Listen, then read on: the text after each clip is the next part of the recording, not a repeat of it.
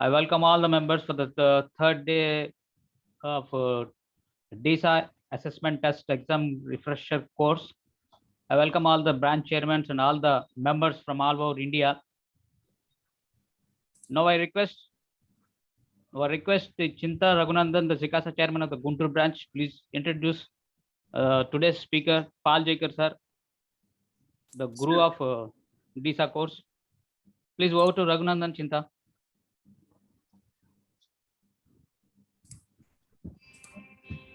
Sir, first opening remark, Vice Chairman, sir. Murali Krishna, sir. Yeah, sir, tell. Okay. Sir.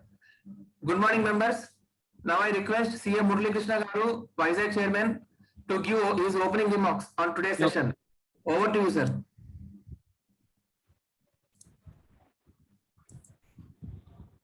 Thank you, Raghunandan.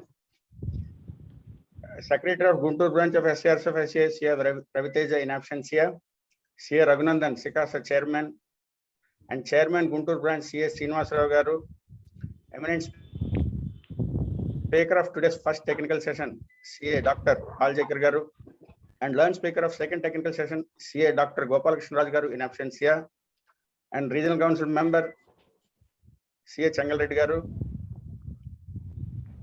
and participants from all the branches across Andhra Pradesh, other dignitaries, my dear professional colleagues, other team members in the managing committee of Guntur branch, a very good morning to you all. I express my heartfelt thanks to Guntur branch for inviting me to address you all today. In fact, there is no much from my side to address you all, but to honor their request, I came here today being chairman of Visakhapatnam branch. First of all, I'm so happy to meet you all virtually today through this forum. Paul Jayakar sir, I'm happy to mention that I'm your student during the year 91-92 in Chennai. I'm so happy after 30 years, it is almost 30 years back. I'm feeling so delighted to see you again now. Namaste sir. Dear members, I hope you all in stay safe conditions and with good health. Hope you all know all of you know by vaccinated. If not, please do not neglect and go for vaccination without choosing Covishield or Covaxin or Sputnik or whatever it may be. It is always better to be vaccinated to get out of this pandemic serious conditions. We are happy to share that we Visakhapatnam branch has arranged a vaccination camp for our CS and their family members, which was well received by members. Nearly 500 plus members got benefited through this vaccination camp. And I also happy to share that we have arranged 4 oxygen concentrators for the benefit of needy members and their families of our Visakhapatnam branch. Members, now coming to the topic, the qualification of DISA or CISA becoming must nowadays for many banks. For the last 1 year, we could see it become mandatory for concurrent audits by almost all the banks. Slowly, this may become mandatory for statutory bank audits also in near future. So we need to gear up for the future with qualification of DISA or CISA as conducted by our ICI. It's nice that Guntur branch is organizing refresher course for the benefit of members. I wish you all enjoy the sessions and revise your course curriculum, and I wish you all the very best for your exam. Thank you, Guntur branch, for giving me this opportunity. Thank you, one and all. Thank you, sir. Thank you, sir. Yeah. Please go ahead. Okay, sir. Now, today's speaker, Dr. K. Paul Jayakar, sir. He is a fellow member of ICI since 1981. He stood All India rank 49 in the intermediate exam. He got diploma in insurance and risk management from the ICI. He is certified risk and information systems controls, ISACA, technical, 10.5 units of credit in electronics from Health Genetics Systems, USA. He had PhD from the University of Madras 2005. He had completed his MCom and BCom. He is a director in IT and RMS, Mrs. Brahmaya and Co. Chartered Accountants. He is a consultant to Mrs. EY, consultant to Royalsoft Services, CTO Royalsoft, consultant to Mrs.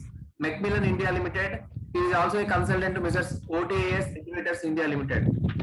He had various past directorships in various companies like Octagon, Newport, Millennium, Paul Jayakar Technology Private Limited, SS Corporate Management Services Limited. He had worked in various areas: digital forensic audit, analytics, business process reengineering, data analytics for business, etc. He had done various overseas assignments also in Malaysia, USA, Sri Lanka, in other places. He had taught various subjects relating to finance, management, IT, computer science, computer applications, program languages, and software engineering for the past 30 plus years. He was on the syllabus committee for MCA, University of Madras, 1984, Board of Studies member, Sri Saraswati Tyagaraja College, Pollachi. He had taught various subjects like management, strategic business management, internal business, financial strategy, IT and related areas, data analytics, data visualization, SQL, statistics for data science. He had taught in various institutions like University of Madras, IIT guest lecture, Meenakshi College for Women, NITIE Deemed University, IFMR Madras University, Institute of Chartered Accountants, OTL Academy.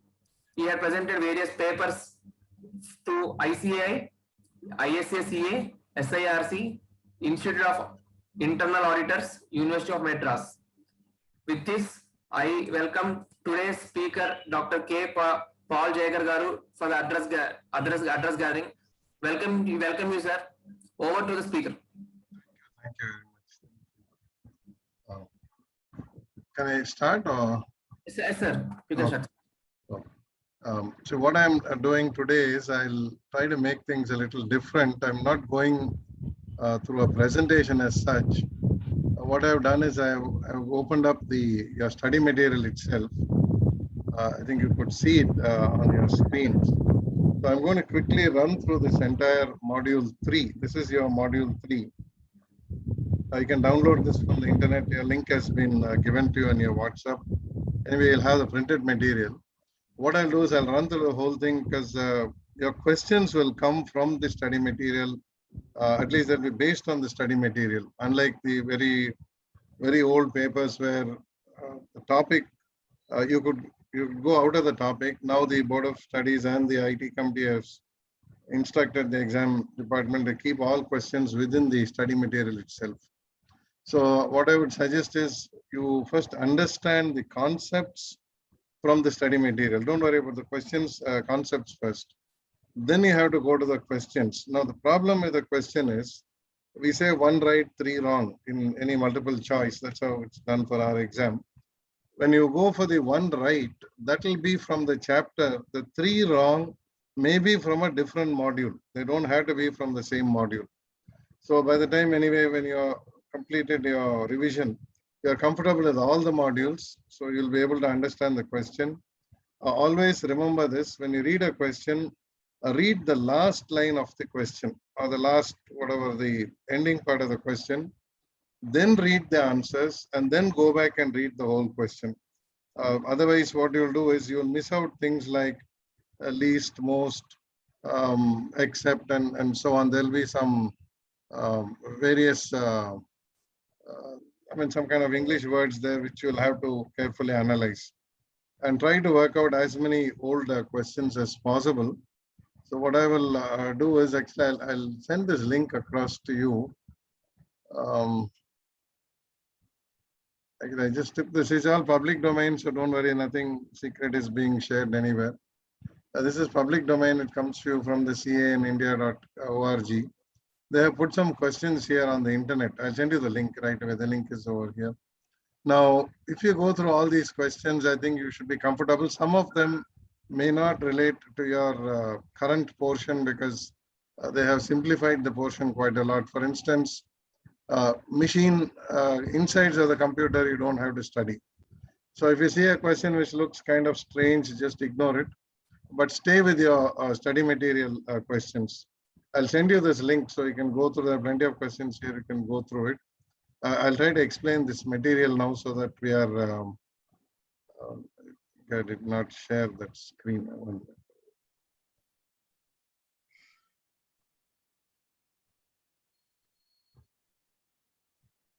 Yeah, these are the questions I was telling you about. So you could go through this. I'll send you the link. There's nothing secret. It's a public domain website, so you could all go through it.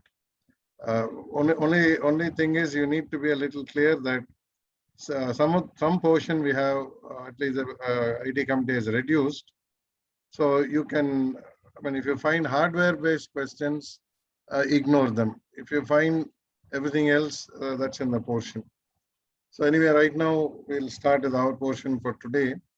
Now you have gone through some portion already. You saw the IS audit portion, and then you saw the second part also, which dealt with all the controls and segregation of duties and so on. So what I'll do is I'll start off with this third module, which is actually a fairly old module.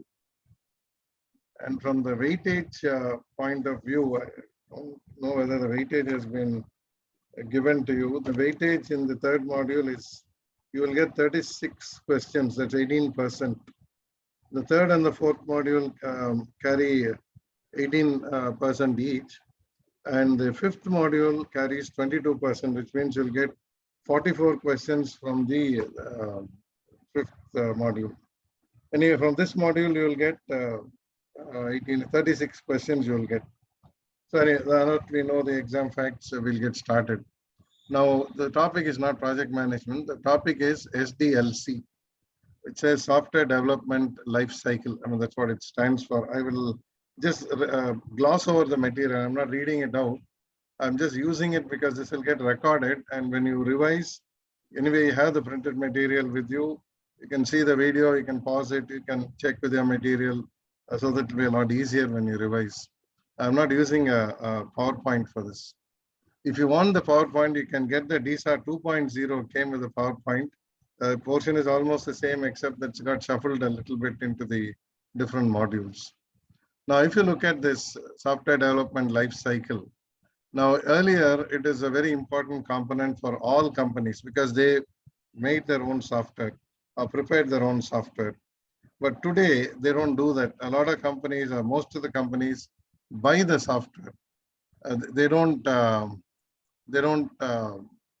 write the code themselves or hire programmers. They may have a few programmers, but they don't develop the software. So right from like a Word, Excel or Tally up to large ERPs, companies don't develop them. They just buy them.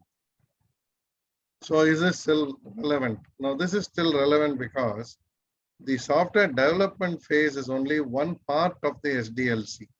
There are many other parts where you try to understand the business requirements, process requirements, controls to be put in, the actual testing of the software, whether it meets the organization's requirements, training the users, then implementation. And then finally, there's what is called a value audit, which is called a post-implementation review. We'd like to know whether the implementation is meeting the requirements of the organization or not. Now, to do all that, there is usually a time frame because it costs money. I mean, if you keep on delaying, 2 or 3 things may happen. One, the whole system becomes obsolete. Second, cost overruns will be there. Third, the staff also will get fed up because they're getting too tired of, learning and waiting for this new whatever software to happen. So there is a concept called project management, widely used in manufacturing and infrastructure and so on. It is now adapted for software, but the project management actually comes from things like construction or manufacture or different, where there's physical, tangible entities. Now we are applying the same thing, the same project management framework to the software, maybe development, may not be development, maybe just implementation. So let us say, I'm taking a simple example, hypothetical example, it's not true. Suppose we want to convert these exams to online. It has to be done very fast and you need to have a project management. We can't do it the way we are doing it now. We can't print question papers, we can't have answer papers. Everything has to change. So you'll have to build a data bank. You'll have to build software which will generate random question papers. You'll have to have portals which accept online payment. You'll have to have a system where whoever is writing the exam is being monitored to the web camera. They call it proctoring. And the moment these questions are answered, the results have to be immediately displayed on the screen. Now, when you look at that, it's completely different from the way we are doing it right now. That if you look at this new way of conducting the exam, and it has to be conducted anytime, 24 hours, midnight also you can take your exam. Between two exams, we may have to give a cooling period, like say 30 days or whatever. So all that if you put in there called the rules, business rules, then you have a project. Now, how soon do you want to do this? That's where the management comes in. And how do you want to manage this project? What are the methods you will use, techniques like PERT or CPM or whatever? That's the framework. So if you just keep some example in mind, it will be very easy to understand what this SDLC is all about. Now, if you go deeper into this SDLC, you will find there are some models. Now, what are these models? Now, say everybody wants a certification, even DISA is a certification. What it says is, you know certain things about computers, you know certain things about IS audit, IT audit. So there's a certificate, you call the DISA or DISA. So they've got a stamp on it. Now, similarly, when we do our carry out our projects or handle these projects, there is what is called a maturity model. Now, see any same thing. Suppose it's the first time we are doing something. Like let's say we're the first time we are setting a question paper, or the first time you're looking at a bank audit or whatever. There will be a lot of new things to do. There will be mistakes which we make. There may be some omissions. There may be duplicates. I mean, a lot of difficulties will be there. But if it's your 100th bank audit, you literally know everything. You know what has to be done, when it has to be done, whether you will finish on time or not, and you will be a very experienced person. That is what we call the maturity part of it. Now, capability is a completely different thing that we will, maybe it's already discussed. We have a lot of standards, both from ISACA and from our own institute. Institute's audit standard is SQC1. Of course, ISACA, IEA, they all have their standards, where they say you should be capable of carrying out that audit. That is, you should have the capability to do it. Now, let's say we are working on say something which has to do with logistics, and part of your audit covers GPS, and we don't know anything about GPS. Of course, it's not in our course, so don't worry. But let's say we don't know anything about GPS, and then suddenly there is a question on fuel consumption, optimal routes, efficiency in transport assignment. Then we don't know what to do, so we have to depend on some output given by the department, or we have to listen to some stories from somebody who's working there. Now, instead of that, if we had the capability, then it's a different thing. So that's where this capability maturity model was actually formulated by the University Carnegie Mellon. And they came out with this certification called CMM. If you want to take this exam, it's a very expensive exam, but this is the ultimate in when you're at level 5, it's the ultimate in your repeatability and new projects you can take up and do it and so on. So we just need to quickly understand what this capability maturity model is. We have level 5 and level of 0. 1, of course, is like useless. I mean, 0 is just leave off. 0 means there's no process at all. 1 is, it is a single process. Like it's like, let's say somebody packing things in a bag. They got tea in a big wooden chest and they're packing 100-gram packets. Only tea bags they will do, nothing else. Then you will be at level 1. So it achieves whatever it's supposed to do. But when we go into the level 2, 3, 4, and 5, even 2 is like very basic. 3, 4, and 5 are the main ones. Now, 2 talks about managing things properly. It's called a managed fashion. So you have correction, somewhere minimum quality checks and so on. But it's a 3, 4, and 5 which is important for the exam. The 3 talks about you have previously described managed processes. You have documented them. So now you know how to do it. So let's say it's a seasonal business. You're making a mango juice one time, pineapple something later. You're doing some grape juice somewhere else. You're already documented. So you know how to repeat it if necessary. 4, of course, is very established process, and they can always predict the outcome. So the outcome here, prediction means I'll have two mistakes per 1,000, or I'll have one mistake like the Six Sigma, whatever. I mean, they'll define our ISO. Everything is well defined. The last one is not defined or past process. It is past knowledge, but now we can apply it for projected business also. That is, I can take up a new product, like say you're already a fruit juice manufacturer, but now you want to go to soft drinks, which is like, it's like man-made, it's like water, sugar, and so on. But you can still do it because you have predictable processes which can work for new business. So to summarize, level 3, you have everything noted down, your knowledge is good, and you can, if something comes later on, you can still do it. Level 4, you can definitely predict the outcomes, like what failures I'll have, what problems I'll face, and so on. Level 5 is I can use my knowledge for a newer activity or a new business.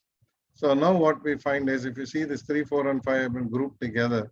Now this is the whole enterprise here, means the whole organization, everything, finance, operations, quality, dispatches, logistics, everything is included here. But if you come down here, it is more like individual knowledge of a process, and here no knowledge at all. They're depending on people. Like you have a very good hospital, everybody is well trained, good doctors, good nurses, that's level 0. You have a system where you can work with new doctors, average nurses, but your processes are so well defined and most of it is automated probably. You will get the same results as this first hospital, but at a much lower cost and much, it's called repeatability, at a much more reliable way. You can change people, but your outcome will still be the same. It will still be the same high quality. Now, this is what, in short, the CMM means. This is a certification. So they'll come, they'll conduct an audit, they'll look at a lot of your processes and how you have documented, how you have automated, and how your people have understood it. For 0, there's no certification. 1 also not worth. 2, 3 maybe yes, but then 3, 4, and 5, it's worthwhile. Most of the bigger companies will be at 4 or at 5. So this is one certification, and if you're following this certification as your basis for the project management, then of course you should be in 3, 4, or 5. Because we have this GIT is called governance IT. So we need to have enterprise governance for the enterprise IT, where it will be 3, 4, or 5. If you have any questions, just put them in the chat box. If somebody can coordinate, I'll answer them. Okay, the next part is when we come to the project management itself, there are some steps. Now these steps, if you notice, are not software steps. They're regular project steps. You have studied this in OR or quantitative techniques or even cost accounting. You start a project, that's called the initiation. Somebody comes out with an idea. You may evaluate a lot of ideas. Then one of them will be selected and then say, fine, we'll go ahead with it. Then you start the planning. The planning will involve a lot of things. You need to have costing done. You need to have technical feasibility, operational feasibility, cost benefit analysis. A lot of work has to go in there. Then once you're convinced and your board of directors or whoever is has to approve it, and then you got all your government permissions and etc. Then you start executing it, carry out the project. While the project is going on, I mean, this execution is a phase where you start. This is a phase which happens during the execution itself. You'll have parameters, they call it milestones, budgets, variance analysis, because there are many ways of doing it. You'll keep checking whether all this is happening or not happening. That's the monitoring. And then at the closing, of course, you'll learn lessons, what we did wrong, what we did right, can we repeat it again. So in fact, if you keep going through the cycle again and again, somewhere here you will go from level 3 to level 4, and finally you will reach level 5. So you just need to know these steps, because that's one of the possible questions you could get. So just go through that. So that is our project steps. Now these are the explanation for that. So that's why I said I'll just run through your material and explain it. When you revise, pause the video and go through your material. You can read this slowly. There's no hurry there. Only thing I want you to understand is, if you start execution without monitoring and controlling, we won't know whether the project failed or succeeded till the project is so-called over. Only at completion we'll know it. We don't want that. So there's a continuous monitoring or controlling. How continuous? Sometimes it's like automated. Suppose it's not automated. Let's say like software, for instance, is automated because today you have code generator tools and you have a lot of facilities. But if it is not software, like some say, let's say construction, then they'll have an M book which is entered every day and then they'll monitor it. Software is a lot more easier. But if it is something like training, then monitoring and controlling you do through exams or a quiz, training your staff, or if it's policies implementation, monitoring will be periodic checking. That's what the internal auditor does. So all those things will be happening. Now, when we look at this program management itself, now we talk about, there's some words which we associate. One is called the portfolio, which is a group of projects.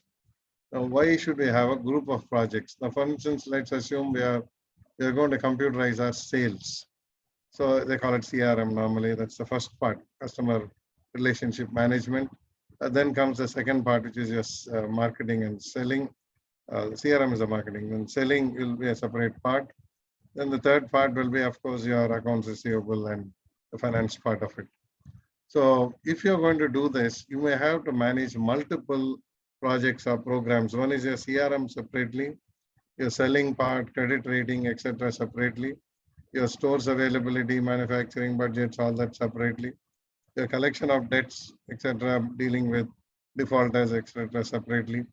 So you may look at them as one huge ERP or one huge process flow, but each is a separate project. So sometimes people tell us our accounts is ready, CRM is not ready, our CRM is ready, selling is not ready, our selling is ready, but the where they're giving the quotation, that part is not ready. So that means somewhere they missed out on this portfolio. They didn't take it as a group. So think of this as a like a surgery, a major surgery where you have the surgeons, the theater staff, anesthetists, you have a lot of people there. Each is doing one part, but only if they all succeed, your portfolio has succeeded. If only anesthetist says, I did my job well, but surgeon failed, or surgeon is a great surgeon, but theater staff are useless, portfolio is gone and our projects will fail. So just think of it that way. So this is like a collection, and unless they all work together, nothing is going to be achieved. Then you normally set up a project management office. They call it PMO, but so that's a name. The name is borrowed from construction because that's infrastructure. Or like shipbuilding or some large projects where you need to have a separate set of people dedicated for this. We're going to change names as we go ahead. We'll have something called the steering committee, and then we'll have this project management people for software for our study for the exam. So the project management includes the scope of the project, what resources they require and how much it will cost. Actually, when you do these projects, there are three ways of doing it. One is called a fixed bid. That means the project has a cost and that's it, it's over. Or time and material means how much effort we are putting in. And third is, of course, you outsource it. Give it away to somebody else to be done completely. We'll come to all of these. We'll cover if it's not here, it will be in the module. The next module will cover module 5 somewhere there.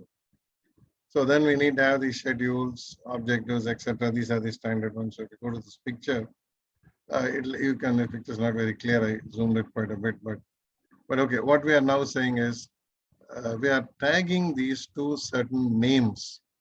Like, for instance, you have got the portfolio, or if you find this not very clear, just go to Google Images and put it. You will get images from some other site. They're all the same. So one is your portfolio management. Then you come to your IT security management.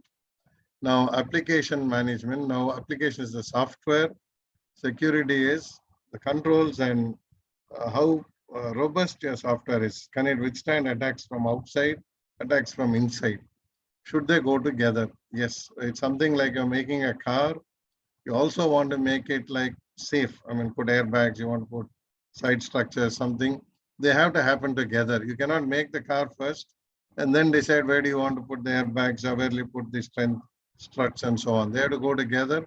So when the car is rolling out of the manufacturing, whatever the assembly line, it's got both. It's got the safety, it's got the functionality. We cannot separate them because a lot of times we study security as separate. In fact, that's why in banks, they do what is called application security audit. It's mandatory. Almost all the regulators make it mandatory. But in private companies, what happens is application security is like, I'll have a very bad application program, logic perfect, security zero, but I'll have a big firewall, I'll do this, I'll do that. But then remember that if a thief is able to break into the system, move into the through the firewall, all the applications will be compromised. So it is not enough if just the external perimeter safety is there. Every application also should be robust and safe and secure. Just keep that in mind, they go together. Then of course, we'll have the other things like the IT assets and all these quality standards and so on. We'll have the subgroups and they in turn will have subgroups. It goes on like this. So what is an IT asset? You just hold on, I've not come to that. I'll explain what is an IT asset. What's an ERP? I'll explain all this, don't get worried. So what we're trying to say is, this is the portfolio at the bottom here. You can see portfolio, program, and project. Now the project is just one piece. Together they become a program. Is not a computer program, but let's say a program to automate exams or a program to automate ticket selling in a bus or online booking for trains. And then the portfolio is the whole thing. Everything, right from hardware to software to the mobile phone apps to security to everything, the payment gateways. That's the portfolio.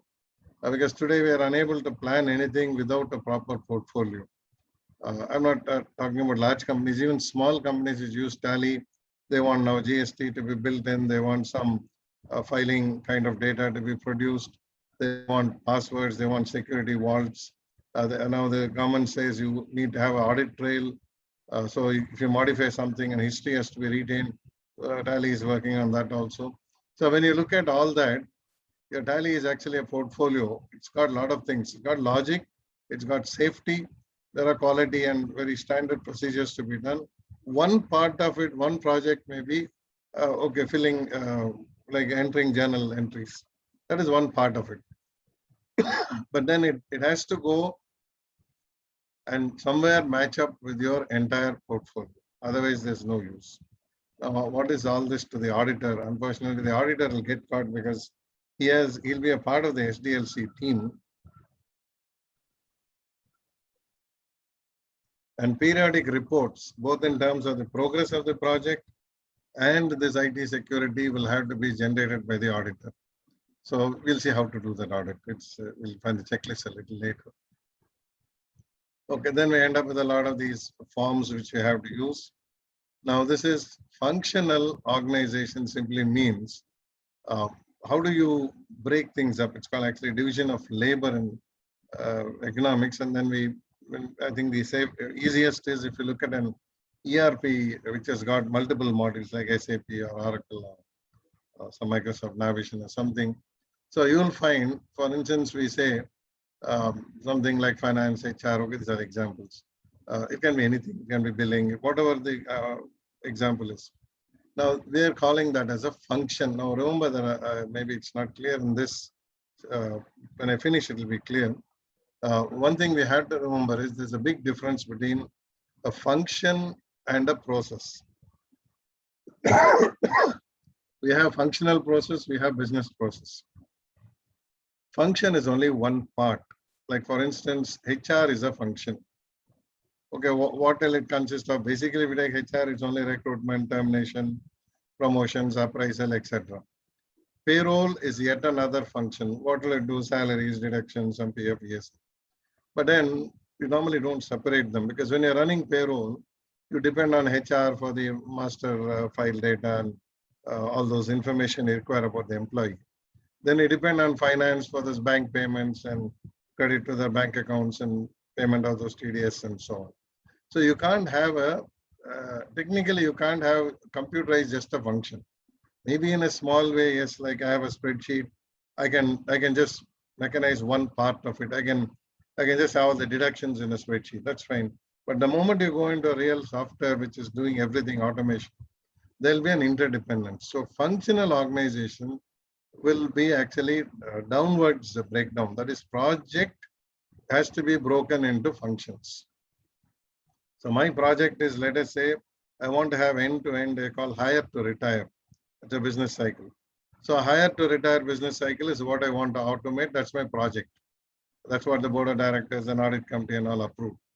But when it comes to implementing this project, then we'll start looking at the functions. In a hire to retire, there are a lot of things. From the time you hire, background checks, whatever appraisals, promotions, okay, whatever, there's a whole lot of things. Then there's a salaries to be paid and they retire. In some organizations, you'll have pensions also. So there's a lot of functions to be looked at. So if you look at it that way, keep an example for each of these. The same example may not come in the exam, but at least with an example, it's easy to understand that, okay, I have a project, say for instance, order to cash or procure to pay or hire to retire. It'll have multiple functions. If I take, say procure to pay, then we talk about a purchase order, purchasing function, inspection function, etc. Now, purchase will be one department. PO will actually be a requisition user department. PO is from purchase department. Goods received is a separate function. Inspection separate function. They call it quality nowadays. They don't call it inspection. Then it goes to stores, which is a materials. That's a separate function. So there are so many functions when you take a business cycle. Don't call it a business cycle. Call it a project.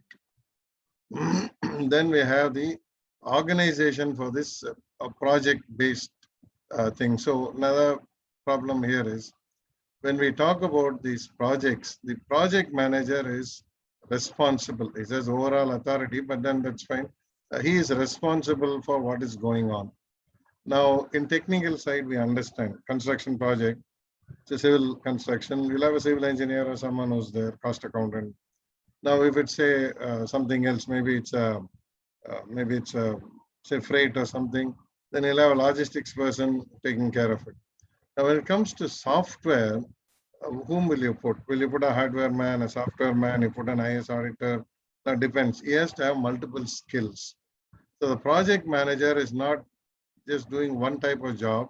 He's got a lot of work, because when we again go deeper into this SDLC, he has to do a lot of work. He has to train people, awareness, policies, adherence. Of course, penalties are also there if something goes wrong. So there's a lot of work to be done. So this organization of the department becomes very important. So we talk about this matrix project organization. So when we talk about a matrix, they will have something like who is doing what and what functions. It will be like a matrix where you put the names of the people. Let us say project manager, what he does, project leader, what he does, team leader, tech leads, whatever the IS auditors. Then on the other side, we'll have column side, we'll have responsible for deliveries, responsible for program logic, responsible for interacting with users, responsible for the user interface, responsible for security. We'll put X marks indicating that this person has to do the following jobs. That's important so that we don't miss out assigning responsibilities to these people. And we will repeat this again as we go further down. Now we get in the details of all those step-by-step project initiation. How is it done? See, there are many things you look at. One is you want to repair an existing process. This is a difficult part. New projects are always easier. This is the easy part. This is the difficult part. So if you are trying to change something, for instance, today many HR systems, not payroll, but HR, they have got rid of this time and attendance through biometric, and they are going for the mobile app based. So the employee marks his attendance on his mobile app because it's also geotagging, which means you'll know where the employee was when he marked the attendance. They're using it in our audit office also because people say I'm on the site. I report straight to the site. At least you know where he is and when he logged in. When he clocked his attendance. So when that happens, first of all, we had attendance registers. It was a lot easy. Then we went for biometrics, so a little more difficult. Now we have this mobile apps doing something. Nothing is in the office. It's all there in a cloud server with the service provider. He sends something, and that becomes the input for the payroll, leave and overtime, and so on and so forth.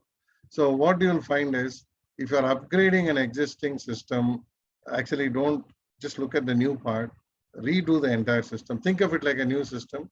Retain what is already there and it is useful. All other things you have to replace. Otherwise, if you only replace the mobile attendance, next month you will find you got a problem with the new labor code. Next month after that, you'll find you have a problem with the location tagging. Then all kinds of problems start coming in.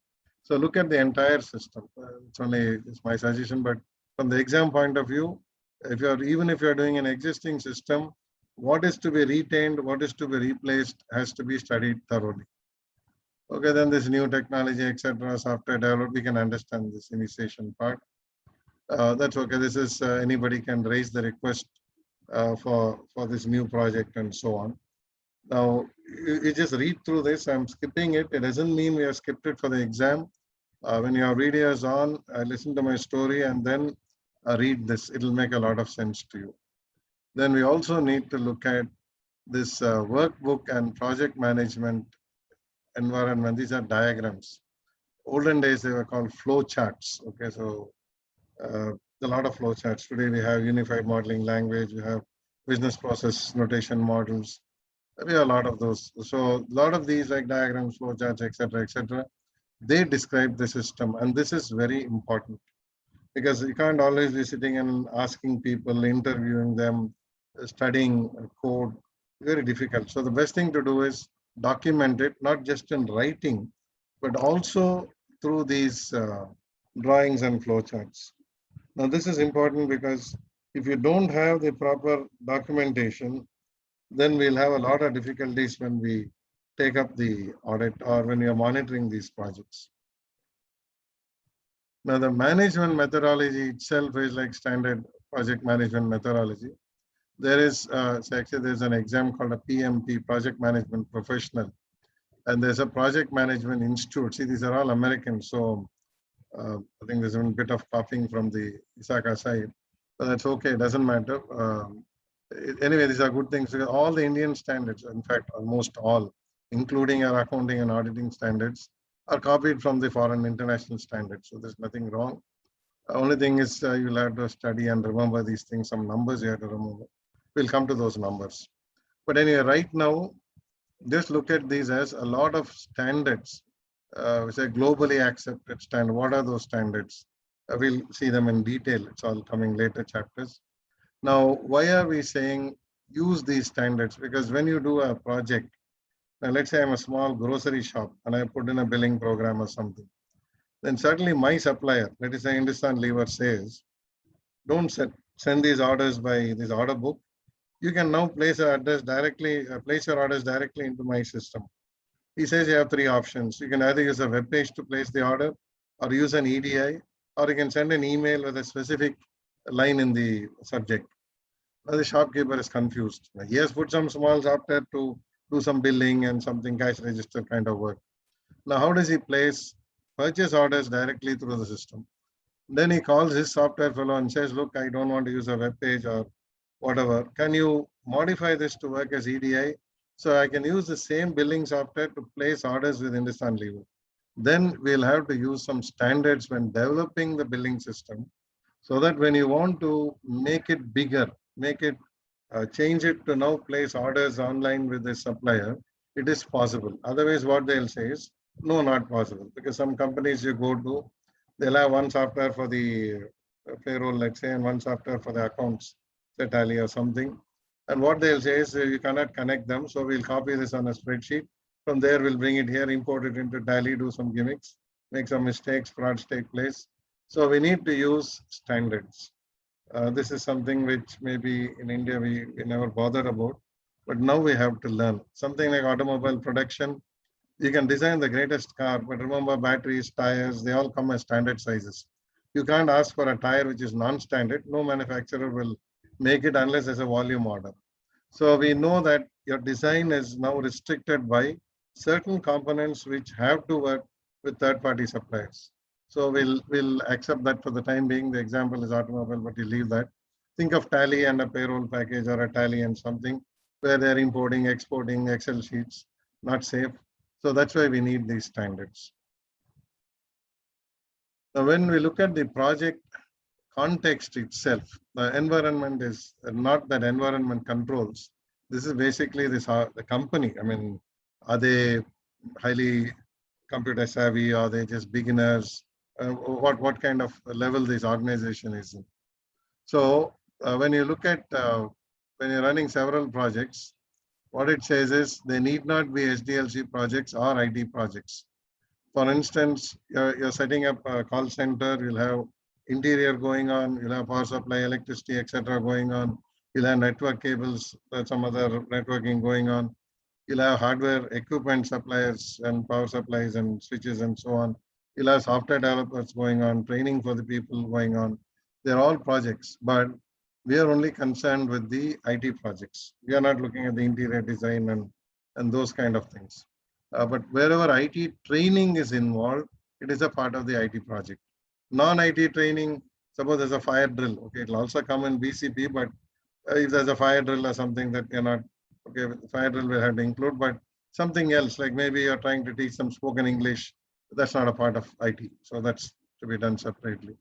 So that's why we need to look at these, because you have to consolidate activities and then common resources, etc. So that's okay. We'll try to understand this in a simpler context. Let's assume when a boy comes in to the call center, he sits at his desk, logs in, his attendance starts. His first call is also coming from the phone system, the VoIP system. What are the telefax has already started with mails which have come the earlier day. The CRM system is switched on. All these are happening in one terminal against one employee. So when you do that, you will have to consolidate what are all the common. Suppose he logs in for his attendance, first logs into the computer, then logs in for his attendance, then logs in for his CRM, logs in for his telefax, then logs in for his voice calls. The fellow forgets so many passwords, and then we say every 90 days we change the passwords. It won't work. So then you'll have to see whether if a common activity is a log on to 5 or 6 different software modules, can we have a single sign-on? Can we have just one password which can manage all these things through tokens? If we can, then yes, we have done a good project management job. Project context, environment fully understood. We have simplified a lot. Mistakes in passwords will be almost nil if we have done it right.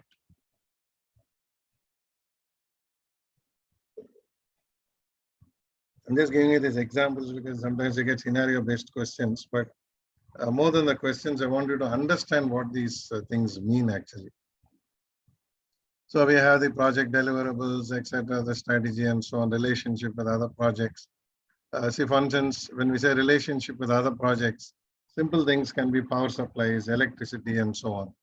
But we also have to understand that certain critical functions run 24 hours, others may be switched off in the night time. Or others may work only in the night time, like lights out operation. So you can't go and link a 24-hour critical operation with something which is switched off in the evenings. I'll tell you what will happen.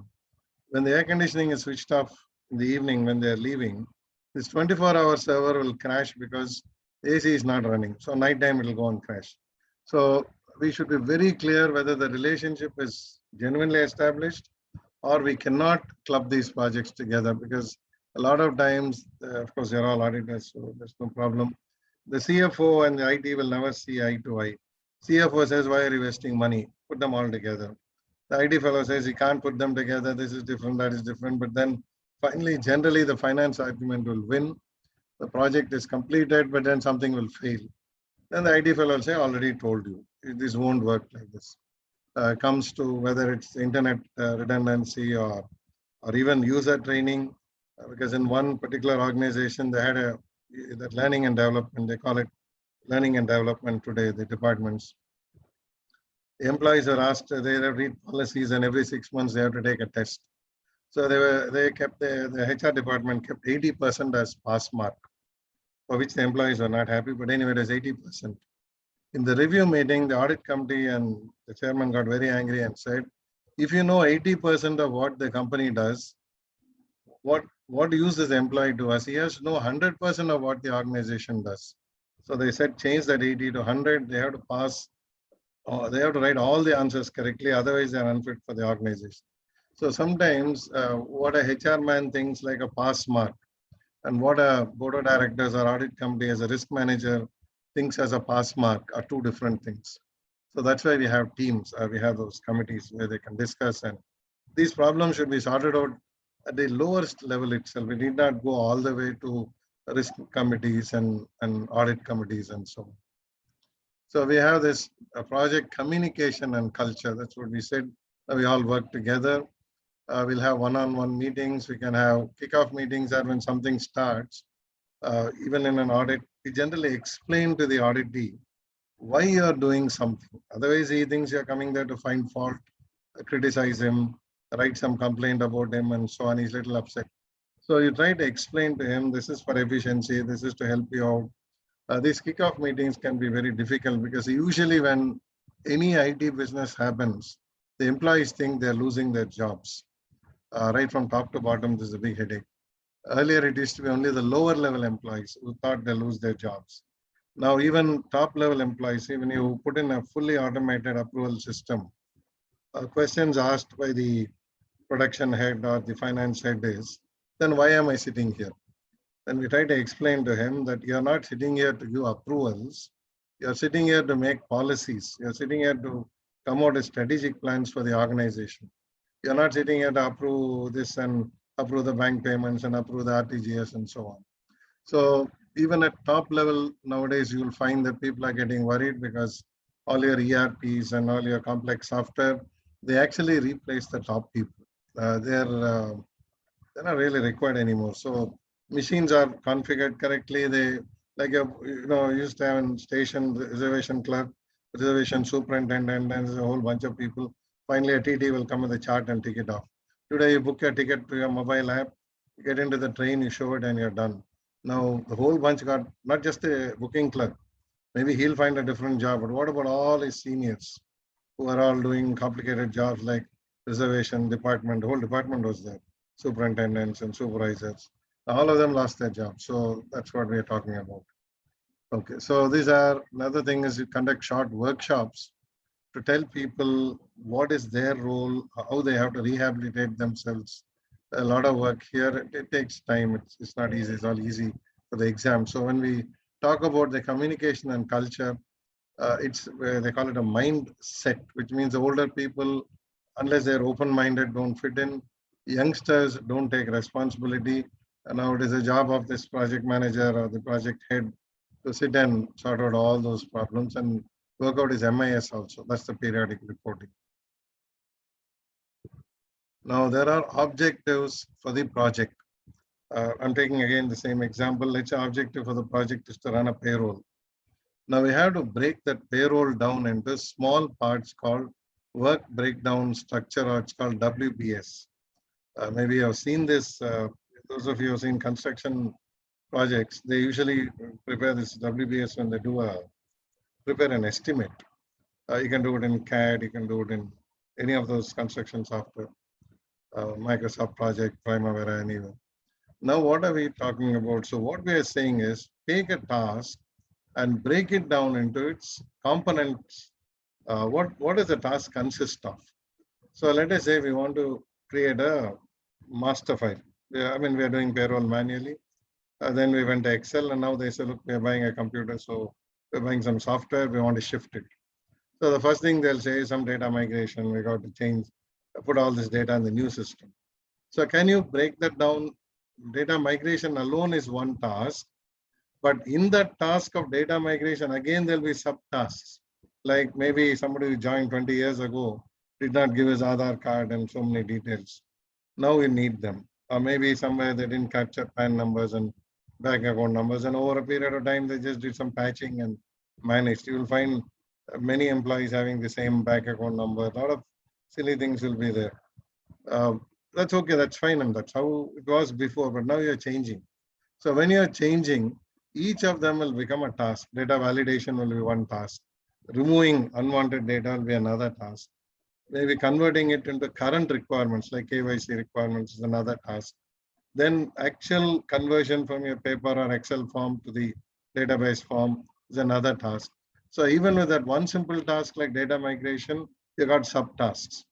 And some of the tasks may be outsourced, some of them may be done in-house.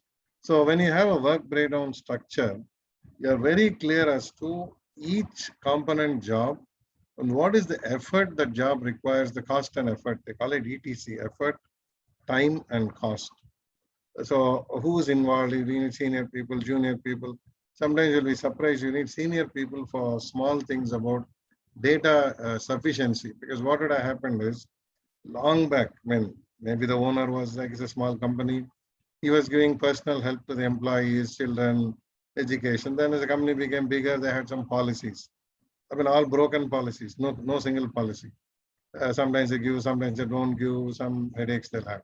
Then some new manager came, he tried to create a beautiful single policy, the mess of it, everything is in a mess. Now they say, look, we're shifting everything to cloud-based payroll. Now you have a big problem because we don't know frauds will take place or what will happen, because where humans were checking, now it's all based on configurations and automated authorization. So now what we find is that all this work breakdown structure has to be done very clearly.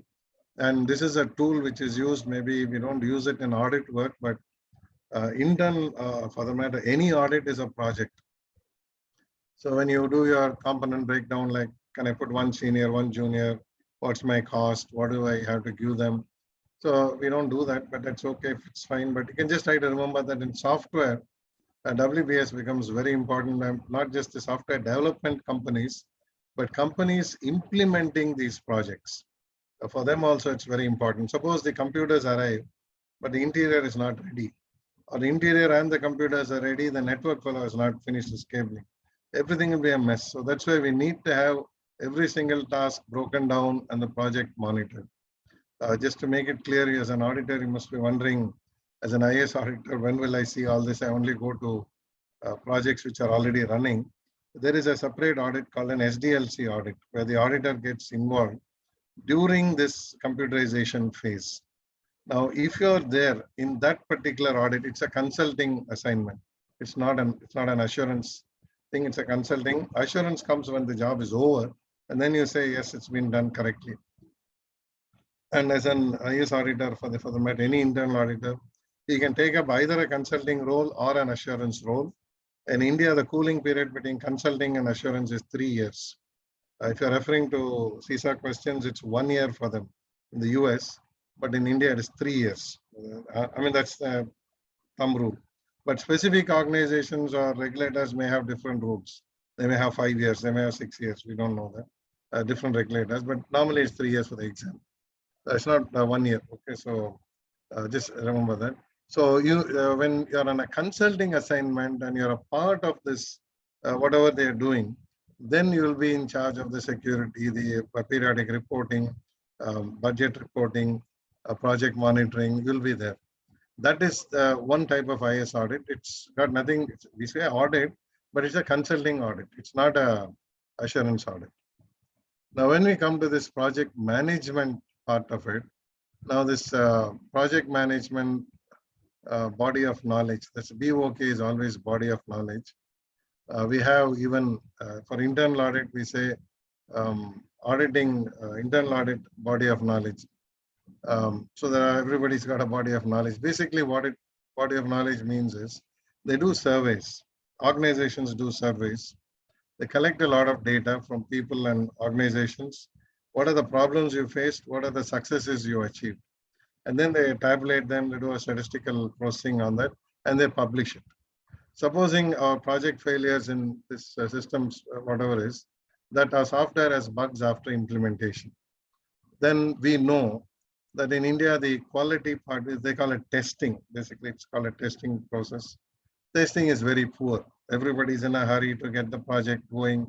They don't really care. They, in fact, even the income tax portal, which was such a heavy expenditure assignment, and one of the Indian software giants did it, still it had glitches when it started.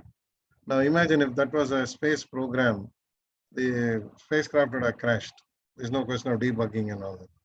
So we have to be very careful that our projects, because they've collected all these data from others and they put it in this common body of knowledge, or Prince 2 is also a project management certification. So we know what are the common problems people face. We also know what are the common successes they've achieved. And based on that, we will change. And that is generally called best practices. These are common words, best practices, or they will call it as baseline standards, BASE-LINE standards. That means as a minimum. You do this, you get it right. You don't do this, you will get it wrong. So this is based on data collected from outsiders, and that we call as the body of knowledge. The BOK is always body of knowledge. This is project management body of knowledge. So what does it say? It says how do you apply your knowledge, your skills, tools, techniques, etc. We'll have to go with it because see, a lot of users would have been interviewed and surveyed. They have given their findings. Based on that, they have done some statistical smoothing, and then they come out with these results. Where do we get them from? Not from the C Institute. You'll have to get these from project management institutes. The PMI is one of them. Prince 2 is another one of them. You can get it from the Institute of Internal Auditors, or you can get it from the ISACA people. They have websites. A lot of people have these. Just pay some attention to this, that we need practices. We'll study the methods as we go ahead. I'm going a bit slow right now. I'll speed up slowly. Okay, now what we'll do is we'll look at the project planning part of it. Now the project planning, of course, you take your tasks and what you need and how long it'll take. The WBS will help you here because you already broken up everything into component pieces. Now, for instance, I get a laptop, I take it out of the box, I start using it. It doesn't work. I have to take it out of the laptop, I have to register it for the warranty, I have to install, activate the Windows, only then it'll work. So that period of time, you have to ensure. So this is a big problem. People don't have a WBS. They don't know these fine time factors which are involved. Okay, we got 100 laptops, deployment is take it out of the box, put it, 15 minutes per laptop, but then the registration of the warranty and activation of the Windows and the antivirus takes half an hour or 1 hour. They miss the timeline altogether. So that's why when you plan, this WBS will help you extensively in this planning. Also, we need to look at the, okay, these are the terms, PERT, CPM. Hold on, we have to go through those in detail. So one is we'll have all these PERT, CPM. Then another thing, we'll have budgets, which we understand, financial variance analysis, capital budgeting, etc. We have these flexible budgets and so on. Then you have scheduling, that's the PERT and CPM, and so on. So now I'll come to the, just finish this off. So the controlling part, we understand it's basically monitoring. You'll have to set some benchmarks against which you'll have to be checking. So supposing the first 10 computers, when we started installing, instead of 15 minutes, it's taken 1 hour. Then immediately we have to revise our installation budget, time budget, and then inform the whoever is responsible people that look, we made a mistake. It's not 15 minutes. It'll take more than that. There's a big process to be done and etc. So you may have to immediately change the schedule and tell them this won't be ready by maybe tomorrow. It'll take 3 more days. So there are a lot of difficulties. Sometimes that's why I said no. When you reach that CMM level 4 and 5, it's not just repeatable, but you're also able to do new tasks. So next time you're not installing laptops, you're installing switches or routers. Immediately you'll know it cannot be just take out of the box and connect it like we do in the house. This will definitely need configuration. So you take one switch, you configure it, see the time, see the skill level. Maybe for the first switch, the vendor did it, that fellow is skilled. But second switch onwards, your network staff have to do it. They are not so skilled. So you'll have to take real timing calculation. That means you're there at level 4 or level 5 of CMM. Then the scope management, they have a word called scope creep. What will happen is we start with one thing, then we, okay, payroll, they said, okay, salary, deduction, this, that. Suddenly somebody came and said PF, then another fellow comes ESI, another fellow comes gratuity. Then some other fellow comes and says, we got this overtime, we got the union rules, we got the government rules, etc. And then you also have this, a lot of rules coming in because of the, if you're a company where the investors are overseas, they try to bring in good practices for employees. The whole problem now is the scope initially started with calculation of salary. Now it's ending up with all kinds of allowances and calculations and adjustments and so on. Now the scope has become 2 times, 3 times, 4 times the original. So that is called the scope creep. You would have experienced this in your audit work. Client will say only some small job you can finish in 1 day. After you go there, you find it will take 3 days. So that's scope creep. But if you have correctly monitored and budgeted, your scope is frozen. That means if you have any additional work to be done, it'll have to go through again a separate budgeting approval process. Manpower has to be identified. It has to be done totally separately. So every the creep, that means additional scope, will be identified and charged. That's why you say a formal change request is to be made. That's important because we have change management. We'll go through that. So actually, these are all the first chapter topics. As we go ahead, we'll get to the details. Then resource management is also important because we are talking humans. Machines are all easy because we have machine hour rate. We have so many easy ways of doing things. Now, productivity of people, particularly at a highly skilled level, like when he's doing a business logic or when he's working on some complex things, it is going to be very difficult to identify. So whether we are actually getting the right level of output or not, they use a thing called earned value analysis. This EVA, you'll find in all these big final accounts like Hindustan Lever and so on. What they do is they take a expected budget, etc., whatever they have, and this is whatever they have calculated, and this is adjusted as per the budget, but EVA cannot be determined till some percentage of work is done. That's okay. 50% is not okay. We'll take this at face value. It doesn't have to be 50%. EVA, it's called an earn value analysis. We just want to know whether we are really earning anything out of the project we are doing. Now, this is something only big companies put it in their balance sheet. That's for the whole organization, not IT. When I told you Hindustan Lever or Tata Motors, that's for the whole organization. Now, this is only for the IT. We're just talking only about the IT part of it. We want to know whether we have overestimated, resources are wasted, resources are idle. Sometimes coding has to be redone. Somebody didn't understand the rules. See, for instance, if a company invested heavily in the SAP or Oracle for their payroll, and then this new labor code is going to come next year, almost all the investment is going to waste. We'll have to start all over again. Of course, patches will be there, but patches are patches. If you want to do it right, particularly if it's a large company, they have to do it correctly. So there are difficulties even in what we have done and trying to find out whether we really recovered what we wanted to get out of this project. So this is something which we have to understand very clearly. Then we come to the risk management standards. Now, there are lots of risks in a project because first of all, it's something new. Of course, we are at, let's say, CMM level 4, level 5. We know most of the risks, but then there can be some unexpected risks which can happen. Now, for instance, when the, not the current RBI thing, but in the earlier COVID, they said, you can delay your installments, the repayment to loans. But of course, the bank said, we'll charge you penal interest. Okay, all that is fine. This is all the English part of it. We read in newspapers, whatever the RBI's notes. But just go back to the bank software.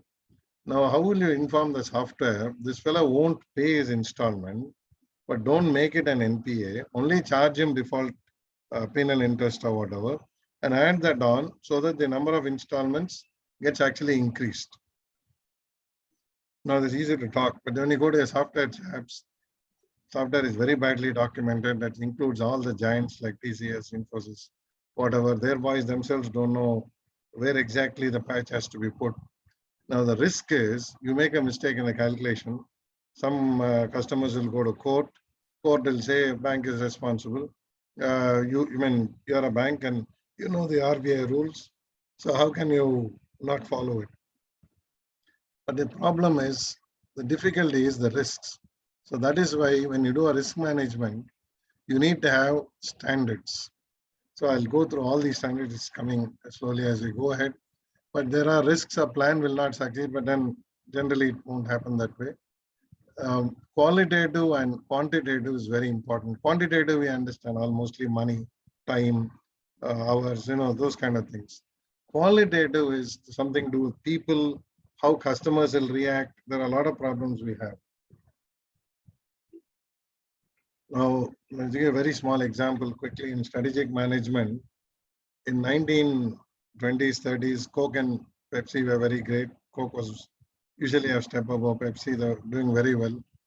Till in the 70s, suddenly Coke found they had a drop in sales.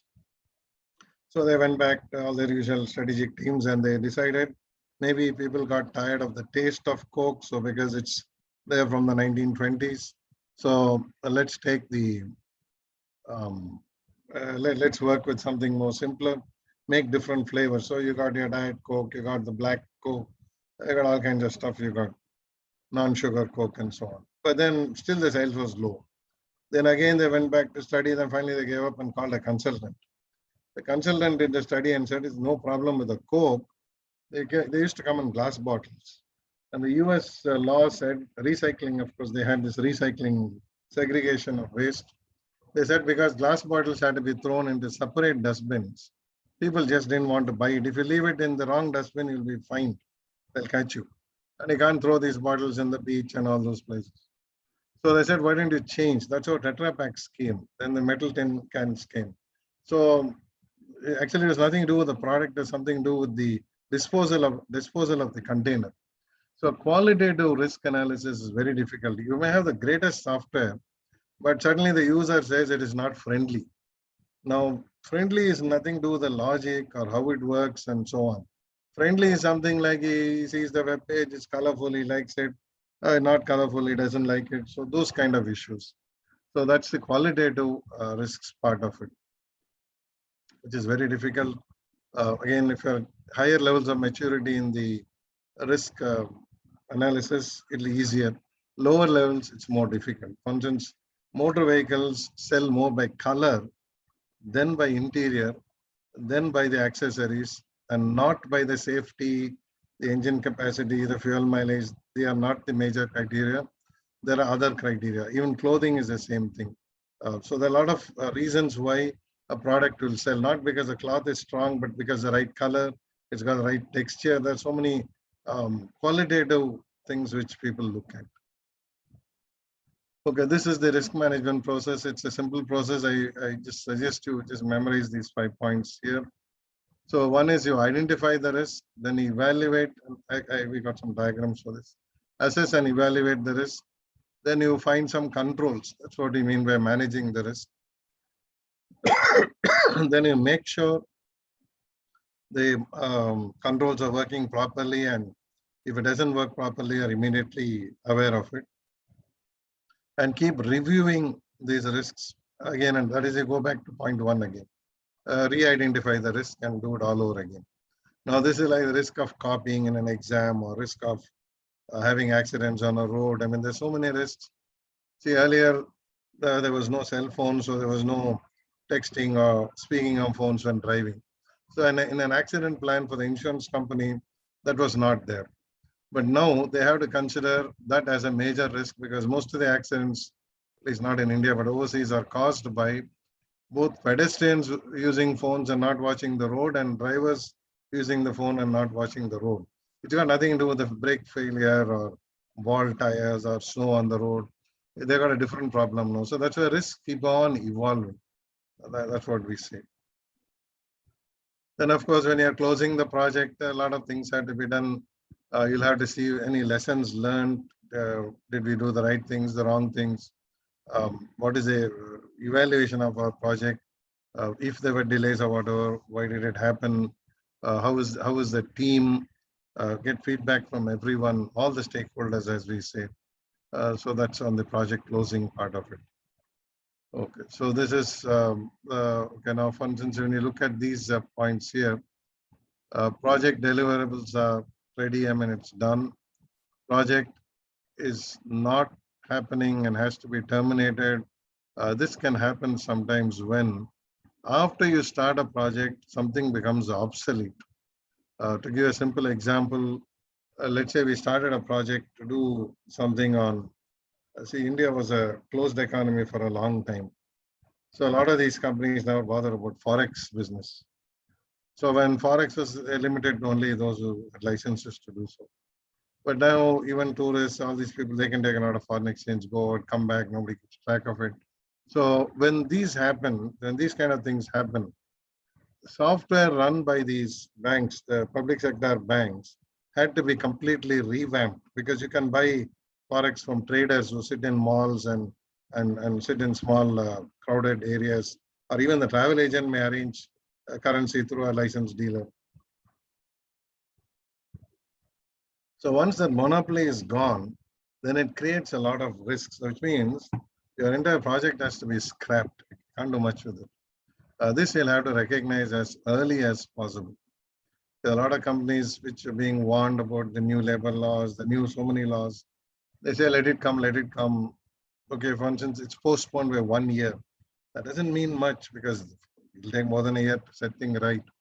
But these are points we'll have to definitely remember.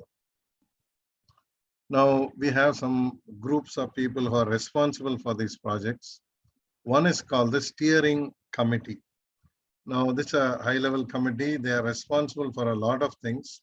And the most important thing they're responsible for is they have to make sure the project succeeds. They have to align the business and the IT strategies together.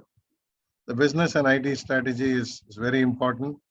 They have to make sure it is definitely there. So that is the most difficult job the steering committee has. Then, of course, they listen to you, they listen to the stakeholders. Stakeholders means not just programmers and IT auditors and so on, and not just end users, even customers are stakeholders. So that's why they take customer surveys regularly. Are you happy? Some feedback they take. Or even if you file a complaint somewhere, a support desk, then somebody will call from there, very happy with the resolution. Is there something better we can do for you, and so on. So there's a lot of things which there are a lot of things which we need to look at and try to understand the risks. Mainly the steering committee kind of is like a resolution committee. They are the topmost committee. Think of it like an audit committee, but they're not audit committee. They're not directors. They're mostly senior management and end users. If it's a very big project, then you may have executive directors on the team. Project sponsor is the senior management, which has the highest stake. Usually the corporate governance structure is the board of directors will kind of fix the vision, mission, etc. The top management has to take it forward. They have to actually drive it. They have to manage the risks and identify who can do it and how it will be done and so on. So the sponsors will always be the departmental heads or the executive CFO, CXO. CXO means the X can be anybody. That can be finance officer, the CEO, or again the CRO or the CSO. There's so many people. Only thing the CAE, that is Chief Audit Executive, he doesn't come under XO. He's not Chief Audit Officer. He's called Chief Audit Executive, but they'll be the heads. Below him, of course, you'll have the project manager, which I explained to you. He's more on a full-time basis. He monitors this, and then below him you have the senior management, which will be like between the board of directors and this steering committee. Then you have the business management, which are the end users. Now, when we say they are the end users, they are also the people who cause the most trouble. In every country, everywhere globally, it's a problem. If the staff do not understand or do not cooperate with this project, it will not work.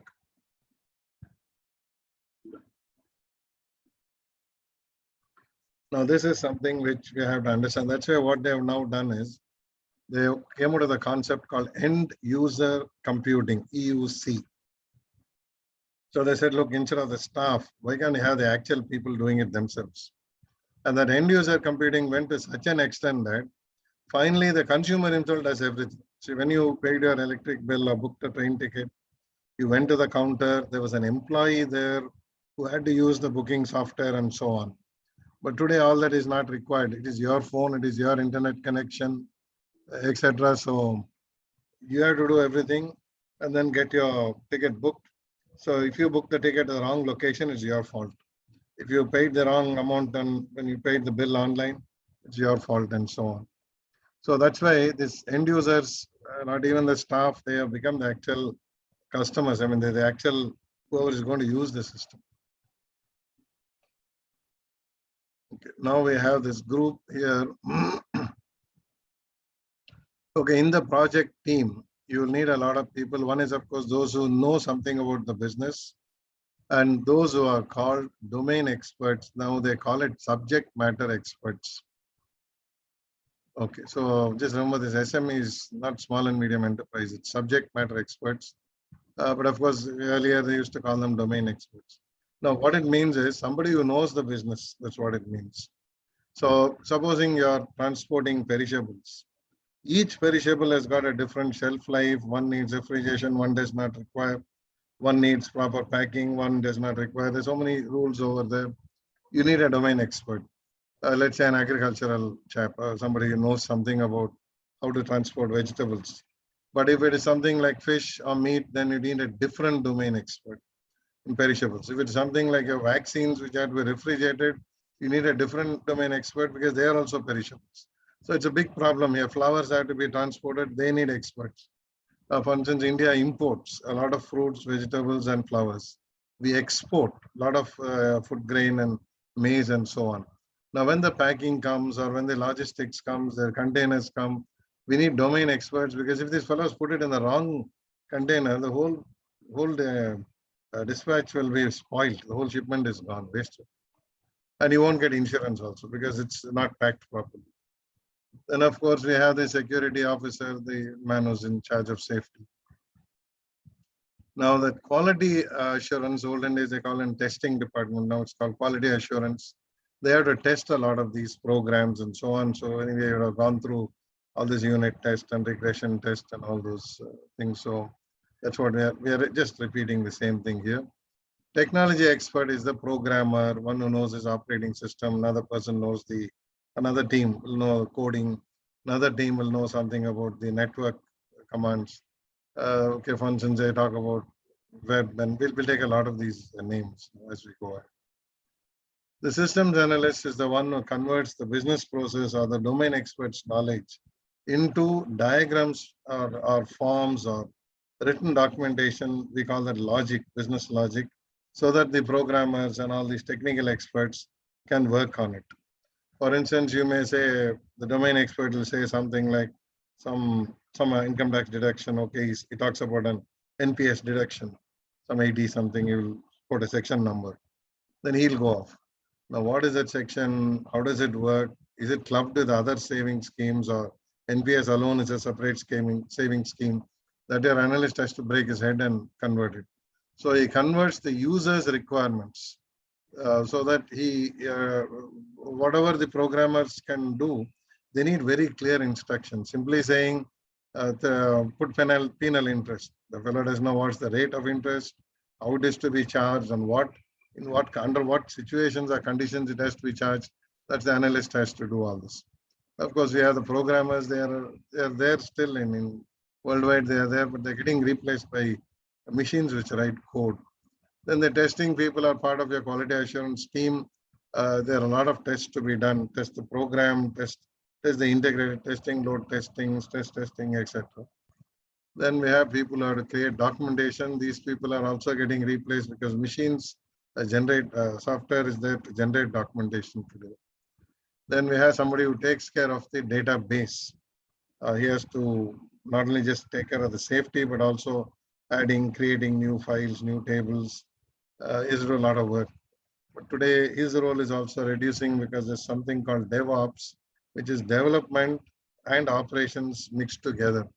Now these people are developers and these people are operators. Of course, we call them administrators, but basically they are the old operators, this database operating OS administrator, database administrator, network administrator. They are the old console operators. So We call them administrators, but these roles are got merged.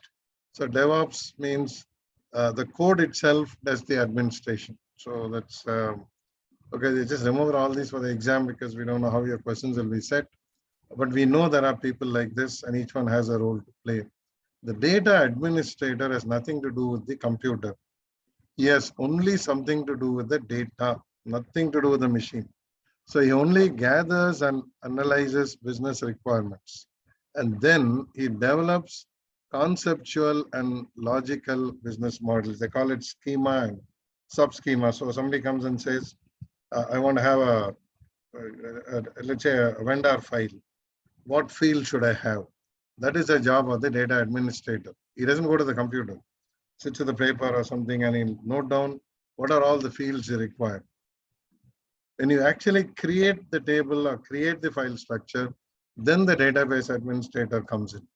But deciding like what will be the key field, what will be all the foreign fields, what will be the actual data you want to collect, all that is a job of the data administrator, nothing to do with the computer operators. In fact, he does nothing with the computer. He works more with the data. In fact, that's a difficult part because if you notice, they use some words here like data dictionary and okay, they use the word metadata. Okay. Now, metadata repository, the other word for that is called data dictionary. Now, what it does is it holds information about each field, how many characters you can put in, what type of data, why did you use that field. For instance, you may have, instead of age, you may have date of birth. Okay, date of birth is like a fixed field. Anytime you can calculate the age. Qualifications, for instance, how many qualifications will you allow? So he has normalized the table and created a fresh table only for qualifications.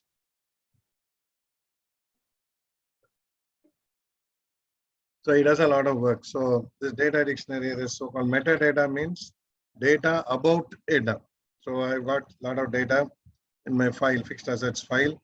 But then this man has explained what each field is there for. Suppose we say date of purchase, date of commissioning, date of decommissioning. He writes clearly what definition of date of purchase, definition of date of commissioning, everything he writes now. So auditor puts a lot of faith or depends a lot on this data dictionary, the older word, metadata repository, newer word. Then of course we have the user manager, that's the reporting man, that's the user section. And then the IS auditor, of course, the whole class is only on the IS auditor.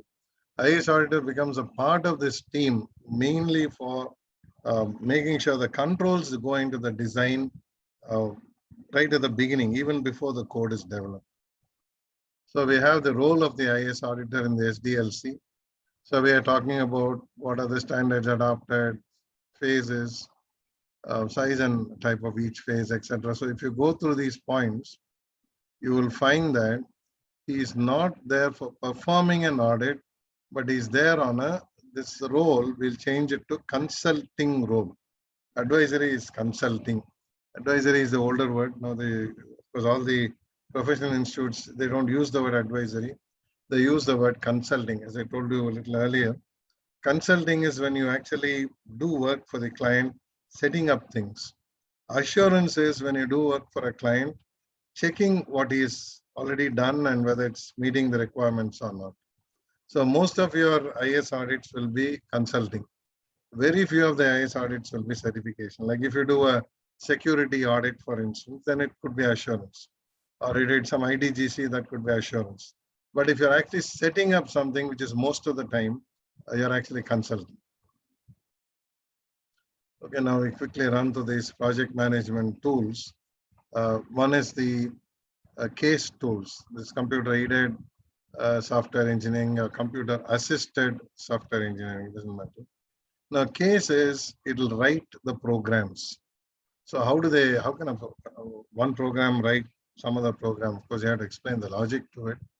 So this is this particular case, they got 3 levels, uppercase, middle case, and lower case. Okay, now these are, wherever you find the word tools, just put software. There are no tools here, all the tools are software. Sometimes the checklist also they call software. And that helps in this software development process. Okay, from here, software development process. So what it does is, you can, of course, it has tools for capturing whatever your drawings are, that's analyzing requirements.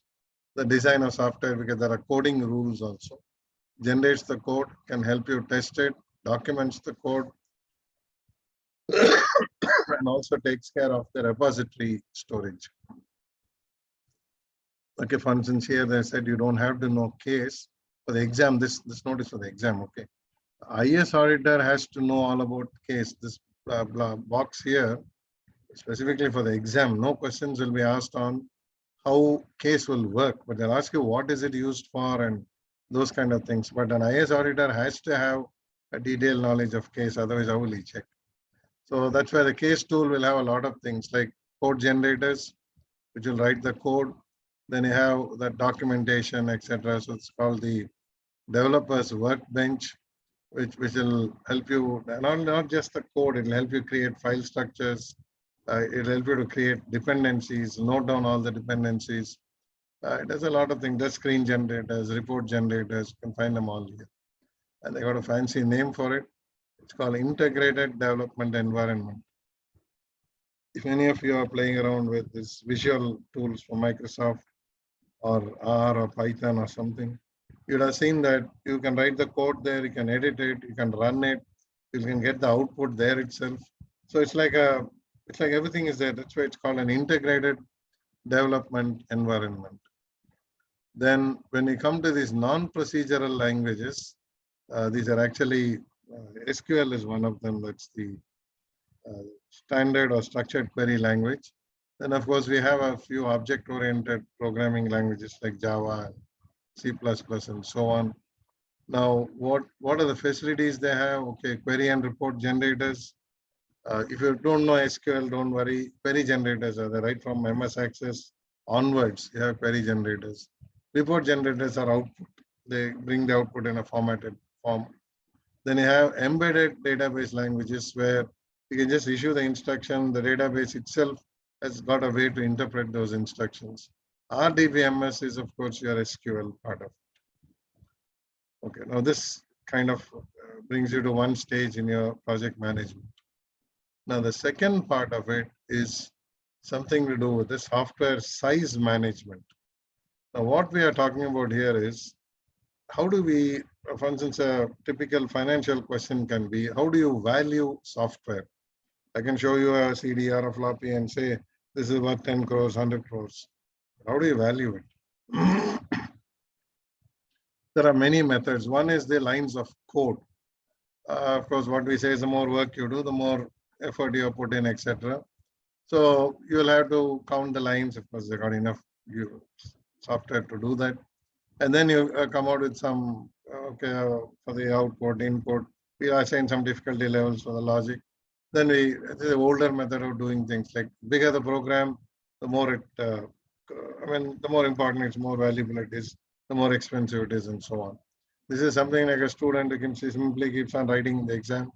He keeps writing rubbish, but he writes 100 pages. It's lines of code. Another chap writes only 10 pages. If you go by lines of code, the 100-page fellow will get more marks. 10-page student will get less mark, but that is not fair. So they said that's not good. So you have to go for something better. Now there is something called a function point analysis. Now this is more widely used. Lines of code is okay if it's a smaller assignment. But function point analysis is you'll have to look at the logic. That is why we say the number and complexity of everything, the input, output, file, interface, queries, everything. So this is the logic part. It's a little more difficult, but of course we have to look at each module, identify the difficulty level of these modules, and then we have to arrive at complexity of the algorithm. The algorithm is logic only. The whole thing is logic. And then arrive at which is more valuable, which is less valuable, etc. And then you look at your productivity and cost and etc. Now, function point analysis needs knowledge of two things, business domain and the software. Suppose it's a complex business domain, but your diagrams are drawn beautifully and you code generated it. Then it's easy because nobody wrote the code, machine wrote. But suppose it's a complex domain, complex logic, and somebody did write the code. First time they had to write like Java or C or something, then it's valuable. So again, here, the note here is only for the exam. As an auditor, you should have business domain knowledge and at least a vague idea about difficulty levels of algorithms. Okay, so the function point thing is how it is done. The next part is go by the cost budget. This I told you is the fixed bid or time and material. Like how much of manpower is used, what is the cost you spent, like your infrastructure, etc. And then you say this is my cost of the software. So remember, you had lines of code, then you had function point analysis. Lines of code are simply physical counting. Last 10 years, they wrote a big program. It runs into millions of lines of code, lakhs of lines of code. That's the value. Second is complexity of the logic. That's the function point analysis. Then the third is how much of effort we put in, like time and the salaries of these employees, the infrastructure, etc. That's the cost budgets. Then we come to the project controlling techniques. Now, this is what I said you'll see later. This is the later now. Now, I would like you to think of PERT and CPM as the same. There's no real big difference. The difference is project evaluation review technique is used when you don't have much experience on the project, first time you're doing it. So you have a time band. Let us say to do something, like I said, install a computer. Let's say I take between 15 minutes and 1 hour. So the earliest is 15 minutes, latest is 1 hour. But critical path means I know my job well, I am well experienced. If I say 22 minutes, it is exactly 22 minutes, not more, not less. So when your duration is like little, there's a time window, the duration, like you want to go shortest, latest, that's PERT. Time window is very clear. We are very specific, then it is CPM. Gantt is more for managing manpower and resources. This is more for managing the project. It's more time basis. This is more on the labor basis or resource basis. The first two are almost the same, except I told you, PERT is you have 2 times. When can I finish it fastest? When can I finish it latest? CPM, nothing like that, just one fixed. So if you look at this PERT, there's a small example given to you. There's an activity, see if this is optimistic and pessimistic. This is optimistic is the earliest, pessimistic is the latest, and this is the kind of the average. When can I do it? So once you get all these costs, then you'll draw a diagram connecting these activities together. And then we have to count the duration. For instance, from start to B7, okay, and it's not a complete example. It's okay, fine, it's all right, doesn't matter, you don't worry about this. You don't have to draw all this. But what I want you to understand is, when you go from activity to activity, sometimes there may be alternate routes. For instance, from start, you can see this crosshair here, but start, this is one route to go and continue here. From start, this is another route which goes and continues here. For instance, we can start writing the business data entry screens. We can start developing the business logic. Both can be done simultaneously. This is done at a higher level, domain experts and the users. The screens can be done at a lower level with prototyping or screen generation and get the approval of the end users.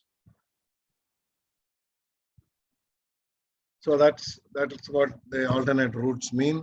But we'll have this latest start, earliest start, and so on, average time, and so on. If you go to CPM, that doesn't happen. CPM, okay. For instance, CPM, there are only fixed routes. It's got the same diagram. It's okay. Don't worry about it.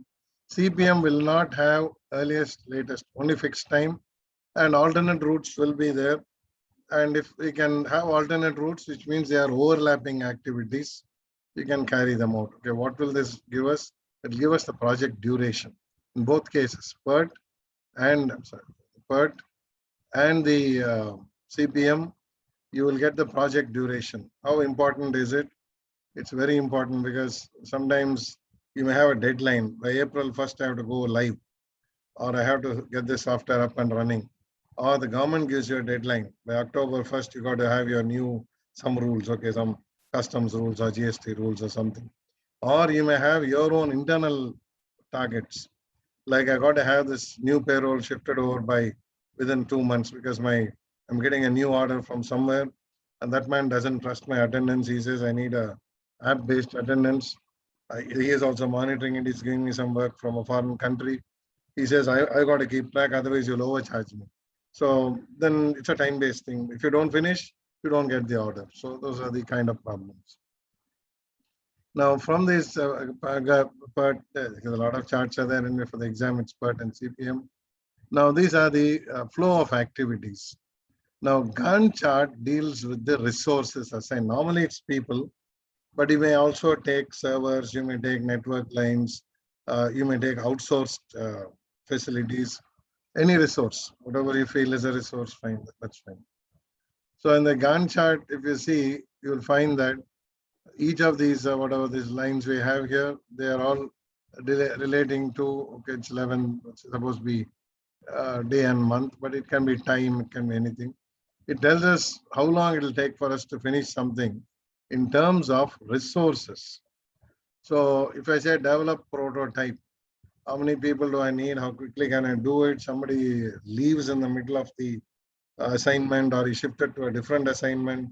There are a lot of problems you will have here. So projects generally get delayed because of lack of experience. That is why projects always get into trouble. So what I'll do is I'll skip these questions. You please go through them, and I'm free. You can send your questions to the coordinator, and they can mail me and I will answer all of these. So don't worry. Answers are also here, but I want you to try the questions from the link and from outside, because what will happen is this is not sufficient. We have very few questions. Okay, now we go to the next part, almost repeat of what we said. Now here, need for all that we have done, that's okay, benefit of SDLC, etc. Now phases of the SDLC we have to see. So if companies were developing their own software, then it was a different story. All the phases will apply. But if you're buying the software, which is most probably true, then they'll also do a study, and then they'll customize the software, unless it's a ready-made software like Word or Excel or Tally. Even Tally they modify nowadays, but say Word or Excel. But anything else like an ERP, they'll come, study it, customize it. They won't say modify, they'll customize it. And then once they install it, then there's a testing, there's a learning curve, so many things are involved. All these things are phases of our SDLC. So I just wanted to quickly understand these phases. Now, feasibility study is whether this project, now remember in the project phases, I told you the first phase was project initiation. Somebody comes and says, why can't I computerize my entire production line? It's a nice idea, but then is it feasible? Will the staff be able to understand? Do you have sufficient technology to identify all this? See, he has gone to some lungi manufacturing or pressure cooker manufacturing. He saw barcodes, he saw this, that came back. But this company produces mango juice or something. How do you put barcodes on juice? You can't do that. So then you need sensors, you need transducers, you need IoTs, you need a lot of complication before his liquids can be counted, measured, and identified. So that somebody has to do and tell him, look, what you saw was different. What you're seeing here is different. You go to Singapore, see the traffic system, you want to come and put it in India, it won't work. So there are things like that. So feasibility is one of the most important steps where projects have to be abandoned, but they may be possible years later. See, some 10 years ago, what was not possible. Today with machine learning, artificial intelligence, it is possible. So I'm not saying feasibility will never change. But at that point in time, is it feasible? First of all, we talk about economic feasibility, that's money-wise, cost-benefit analysis. Technical feasibility, do we have the right equipment? Do we have the right people, equipment, knowledge to do it? Then we also have what is called the operational feasibility. Will we be able to do it? I'm sitting in a remote place. My internet connectivity is poor. Electricity fails all the time. Can I do it? Or I'm sitting in a very dusty environment. Can I put, now of course you have these kiosks, but earlier they used to put PCs. PCs get affected by dust and they stop working.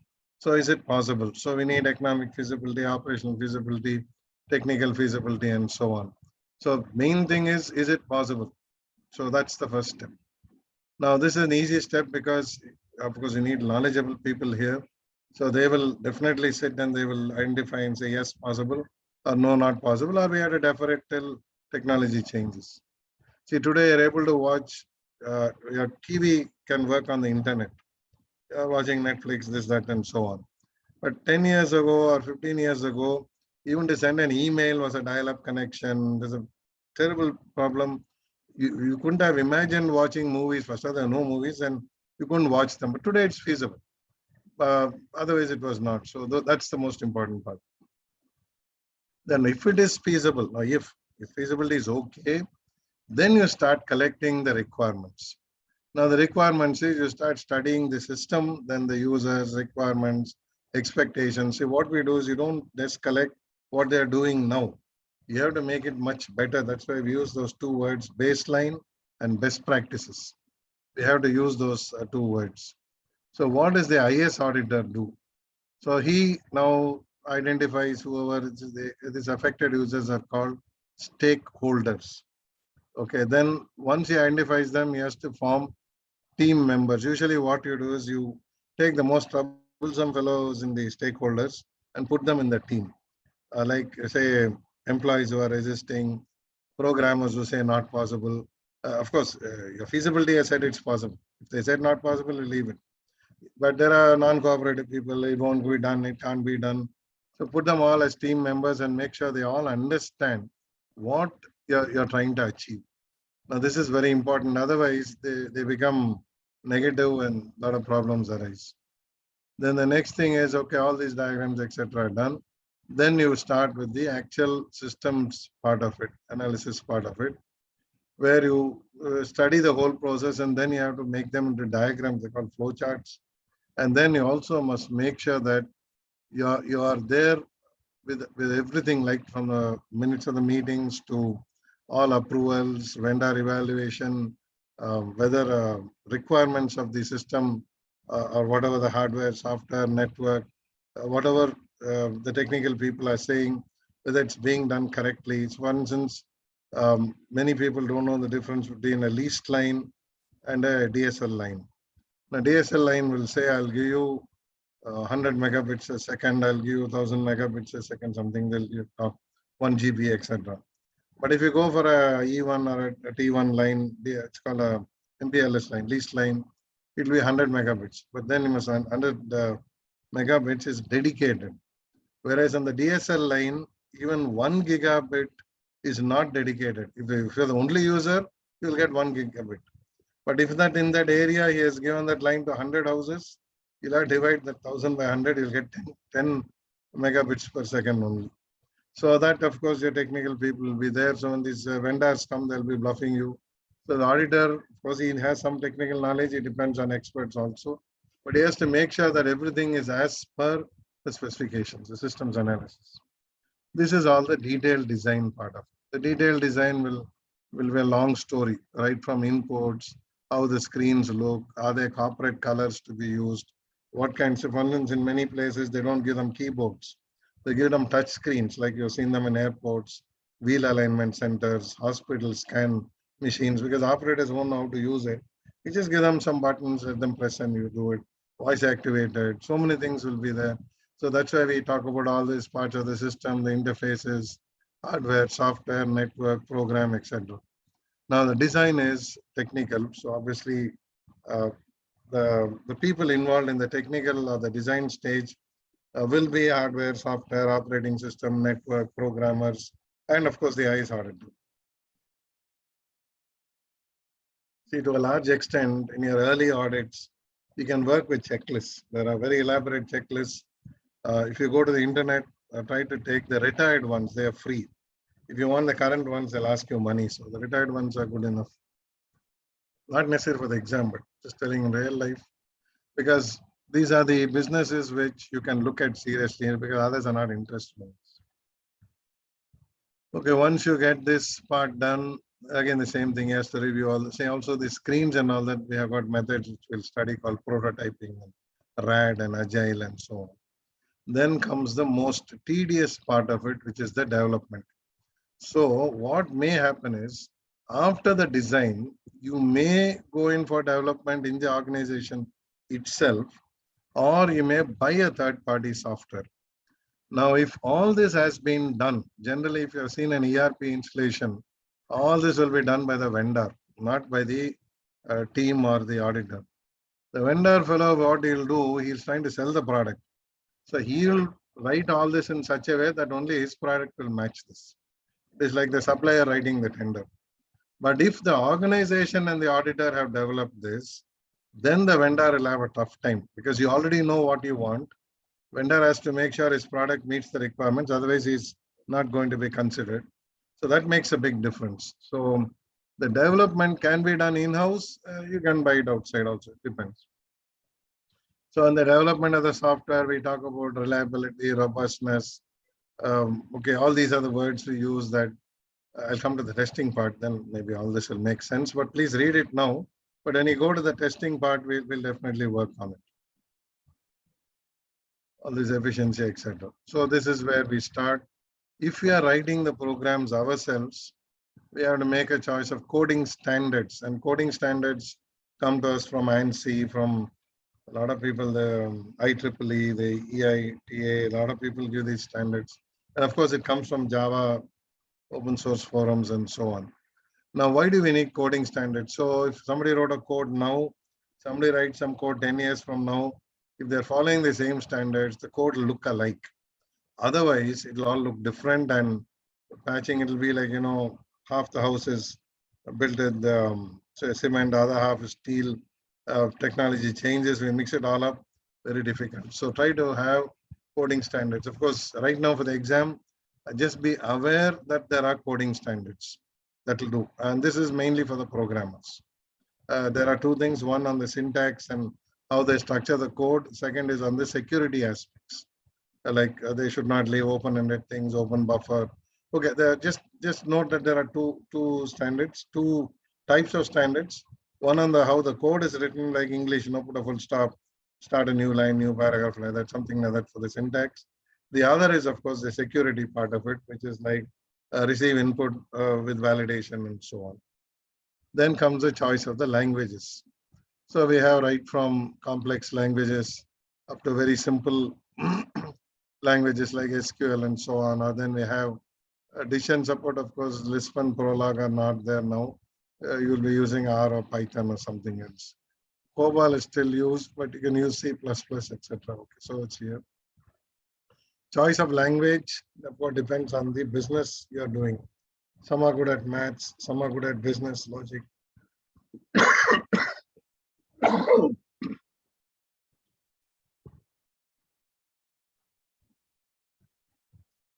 So what you notice is that the language choice, of course, depends on what business logic we are going to write. You can have a mix of languages, no problem.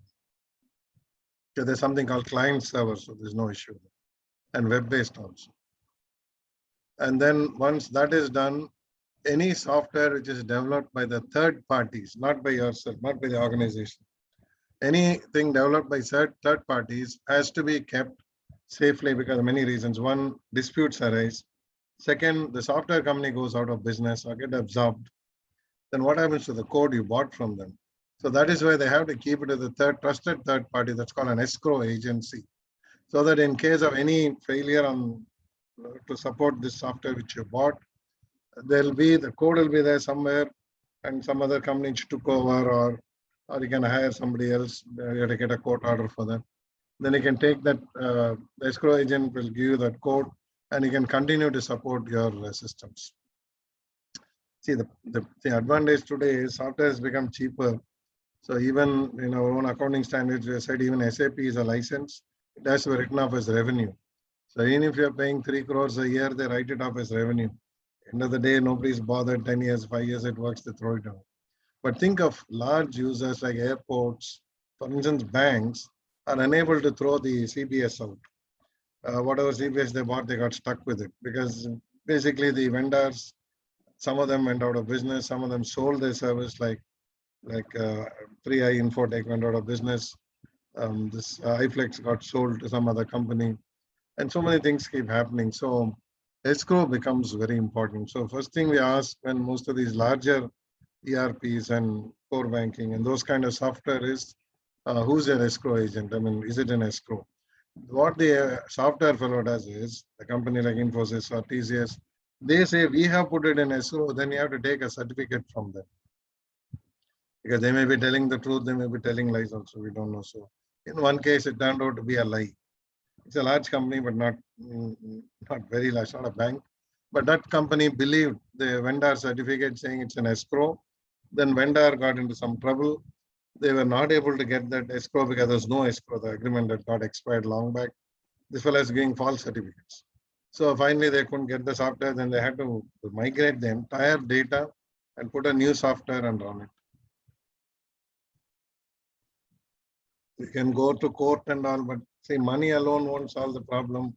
Your business gets affected. Then this testing also, we have a lot of testing methods to be used. We'll run through those in detail. There are two types of testing. One, the program is tested.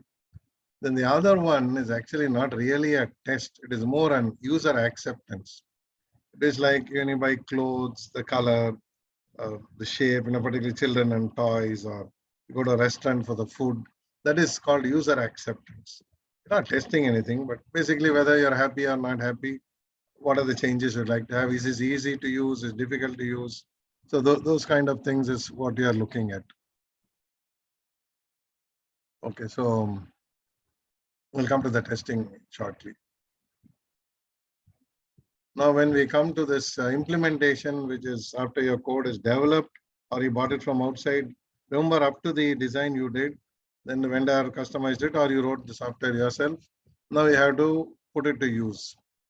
These are the four standard things you do. One is stop the old process, start the new process. Happens in real time online. You can't continue both because I told you about attendance, you're putting it through a phone. Now, how do you continue your biometric and all that? So, straight cutoff.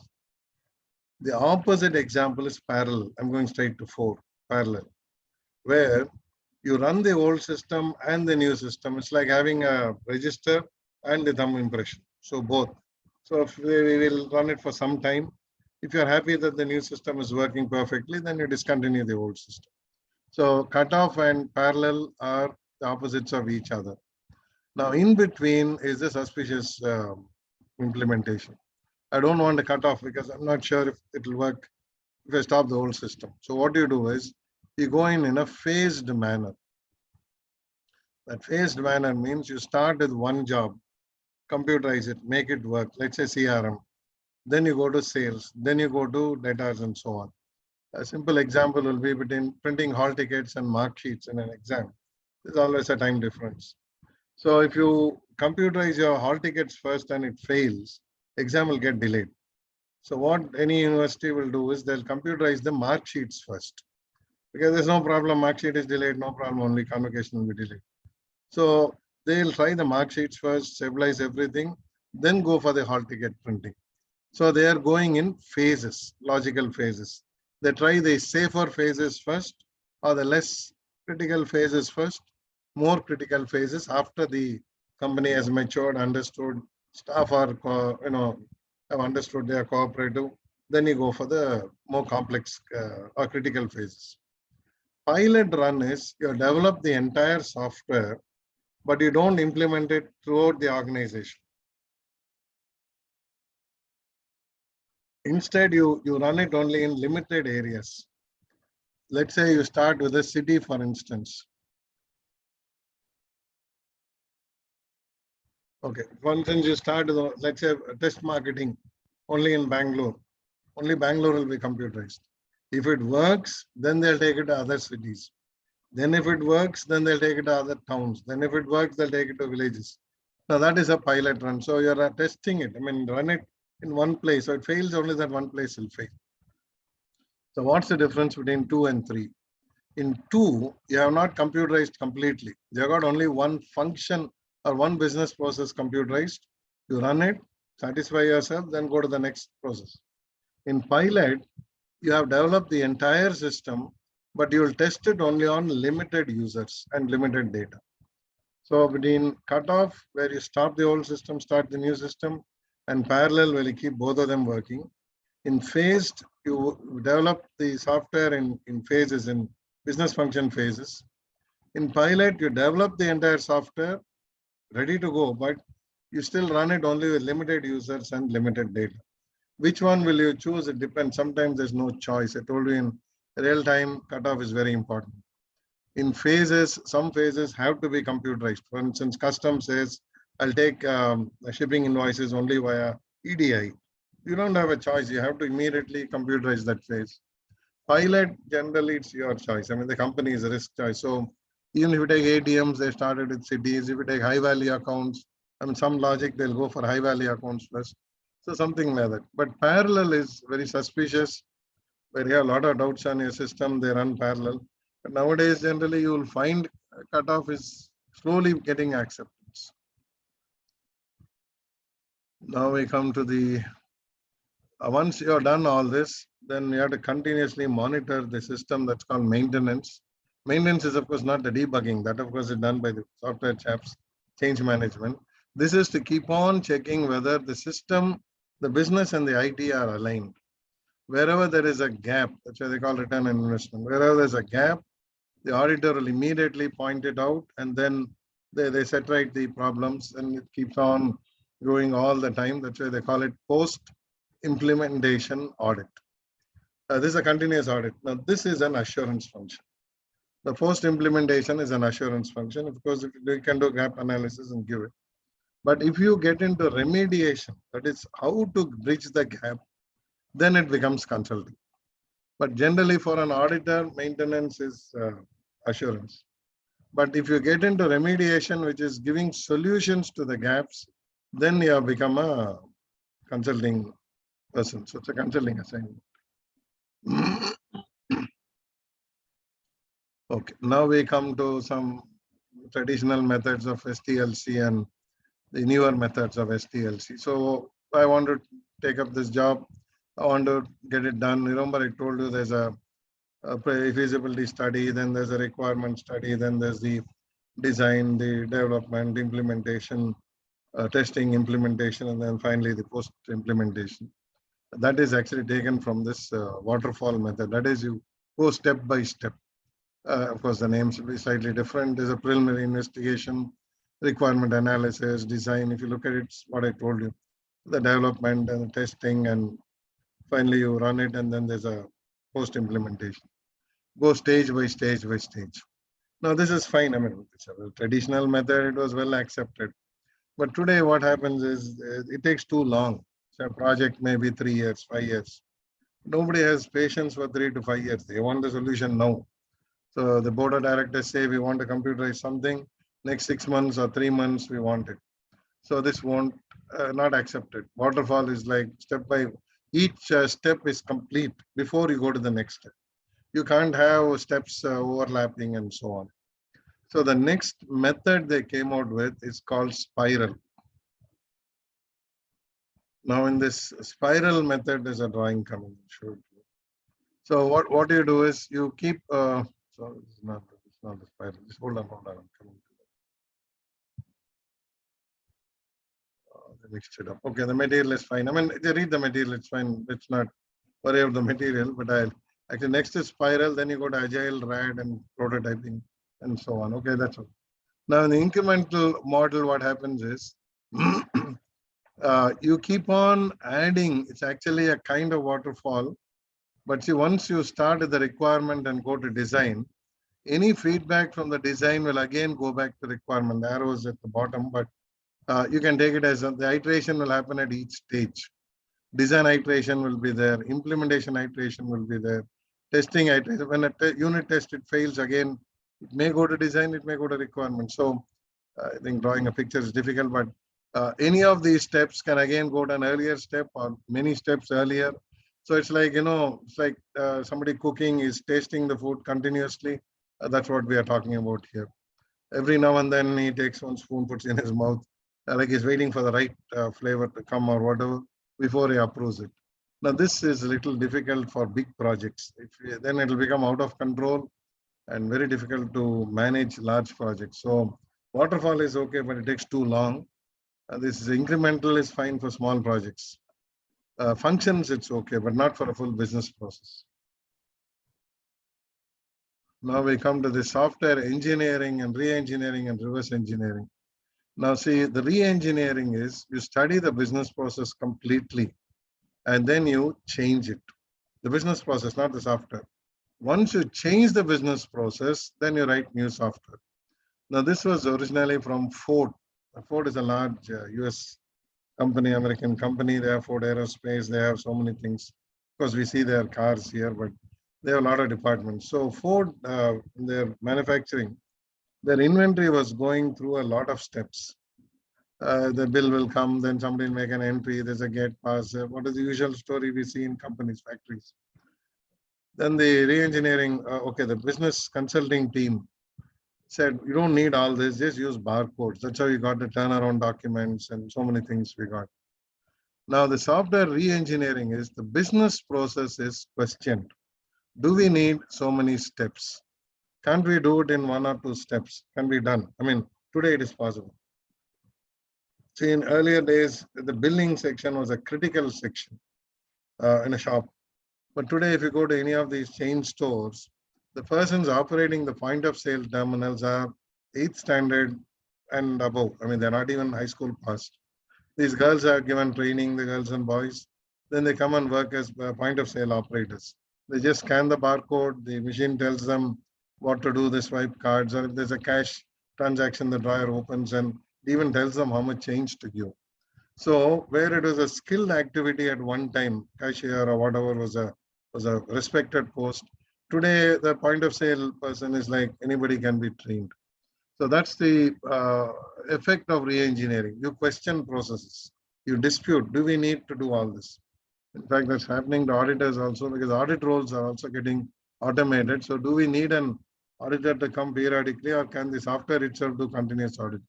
Okay, that's re-engineering. The reverse engineering is some fellow wrote the software, his company wound up, it disappeared. Now what to do? You got stuck with the software, you got only the machine code, the object code. You can reverse the code, but okay, learning you do whatever, no problem. But don't reverse code of copyrighted software. Like if you reverse Tally code, it's wrong. I mean, it's punishable. You can reverse it slowly. I mean, just learn, but you can't reverse it and go sell it to somebody else. Okay, so that's wrong. So reverse engineering is when you work backwards. Re-engineering is you dispute the process and then try to do something new. We say a number of tools are available, but see, audit tools and hacker tools are the same. Only thing, it depends who uses. It's like a knife. And if you use it for good purposes, it's a knife. You can also use it for bad purposes. You can murder someone or do something.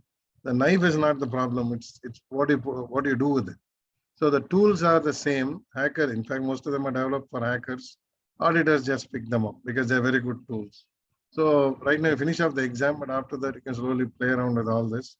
It helps us out. Okay, re-engineering is good. Reverse engineering is only in case of need.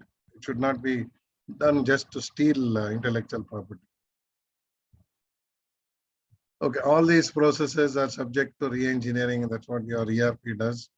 A lot of re-engineering they do actually. It's an assignment by itself. They call it BPR, Business Process Re-engineering.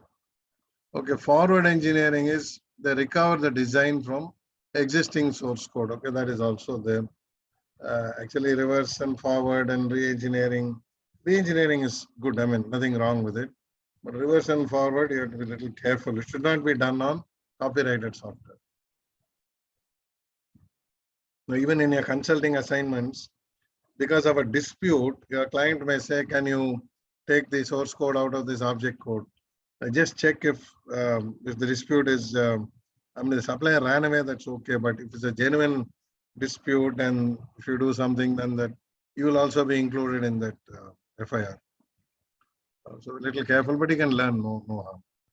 Okay, this is studying reverse engineering is a reverse the application.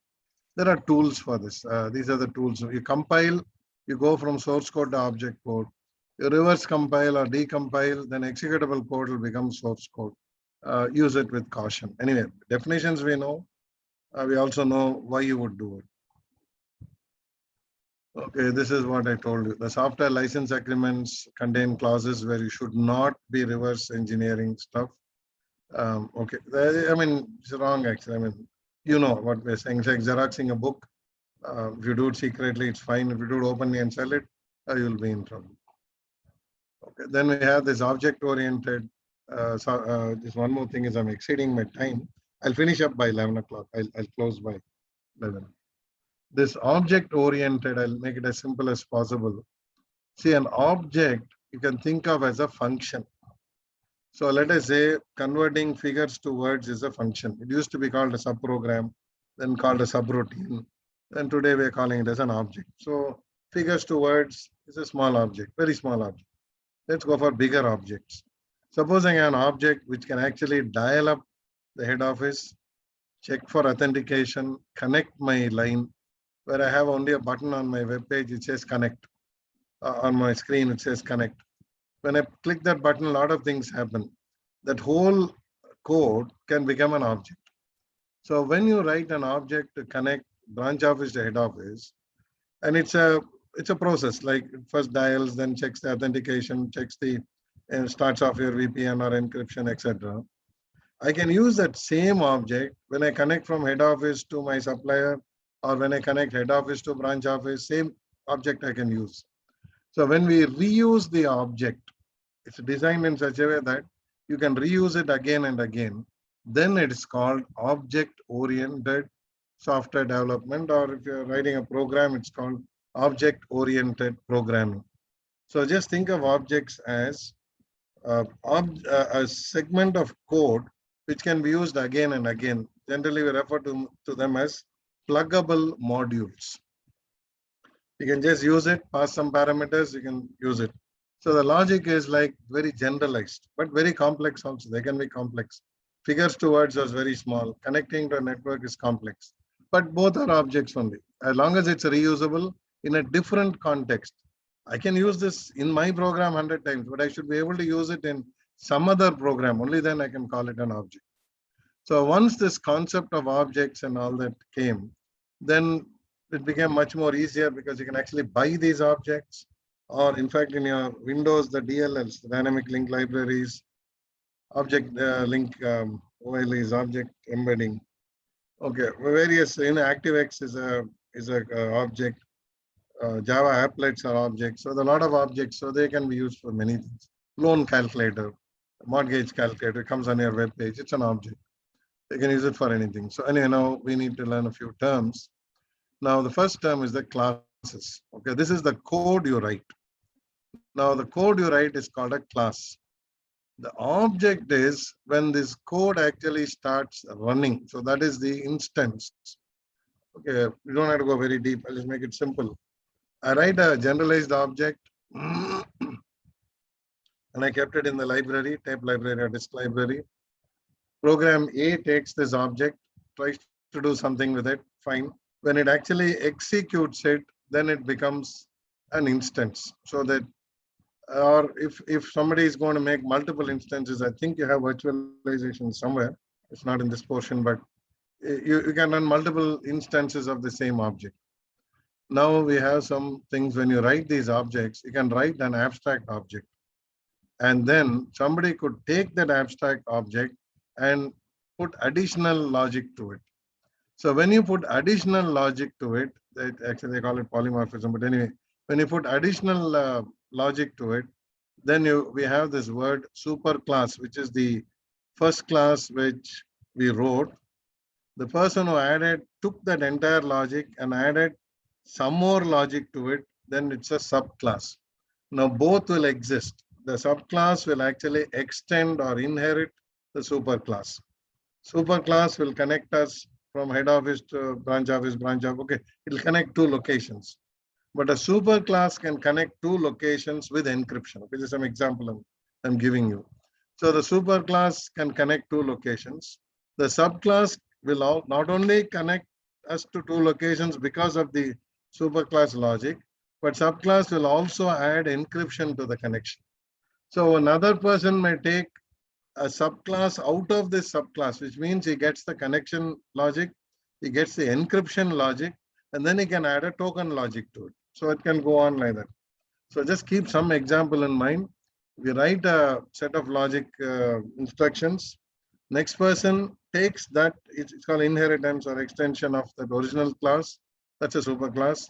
He makes a new class with only the additional logic, which means he uses the original logic from the super class and the additional logic from the subclass, and he gets the benefit of both. So this you can just try to remember it with an example, it will be easy. Okay, then we have this aggregate classes, which are, you can pull these from one class to another class. Okay, that's why I showed it. This word polymorphism simply means, like you have in this butterfly, it will start as a caterpillar, then it will become a chrysalis, then it will become a butterfly. It changes its shape. In fact, they have no connection with the shapes. One flies, one doesn't fly. So different things we have. So it look as if our logic is completely changed.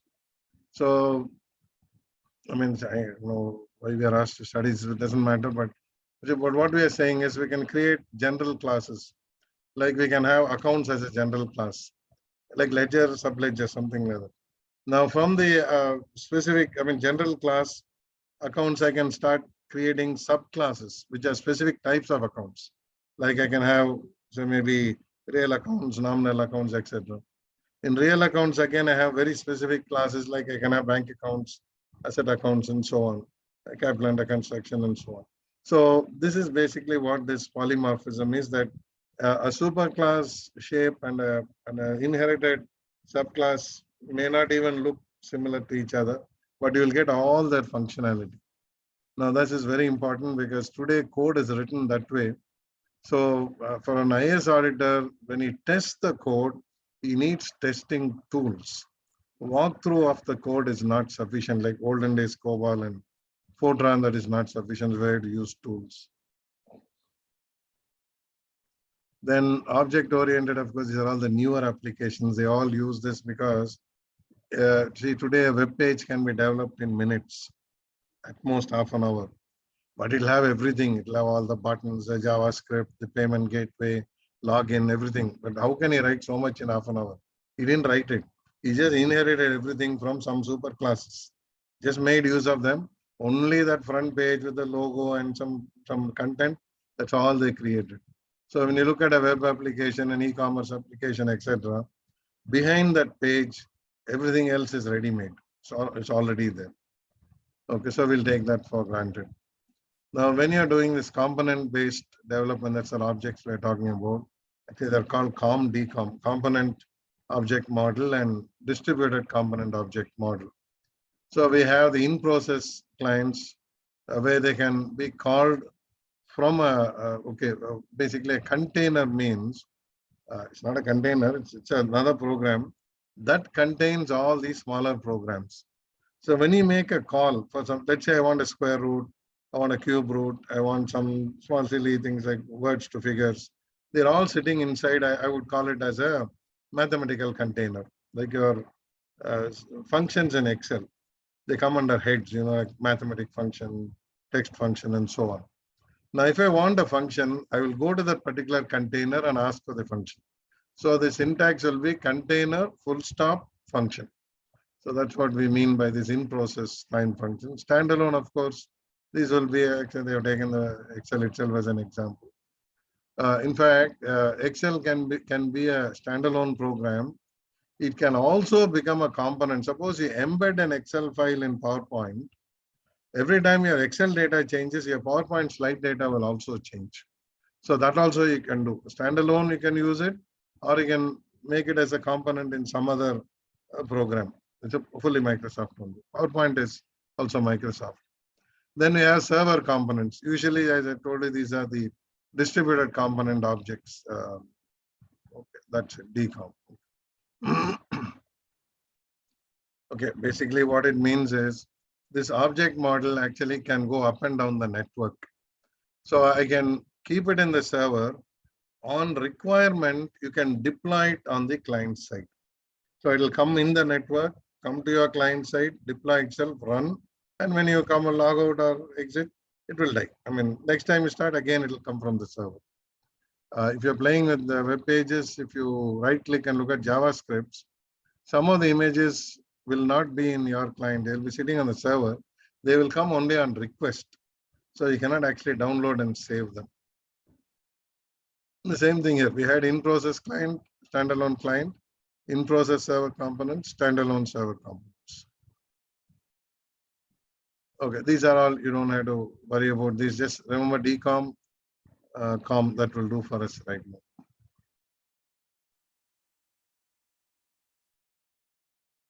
Okay, now the web-based application is, you got HTML and they will use all the logic. See, today everything is web-based, even ERP screens are web-based, your payment banks, NEFT, whatever you think of is all web-based. But web don't do anything, web is web pages. They all connect up to objects behind it. That's why you have this container objects and distributed objects and all kinds of objects. So the web page development is a lot of work, but if we're doing web-based security, you have to be very careful. We have to use tools because we have a lot of vulnerabilities, which we'll refer to now. I'll just come to that. Okay, the SDLC model, that's fine. Now we come to the newer models. I told you about that. Actually, Spiral is not new. It has to go with waterfall. Prototype, RAD, and Agile will take care. Now, prototype is you have a screen generator and report generator. User, you can actually sit with the user and move things on the screen. He says, this is the correct position. I don't want this here.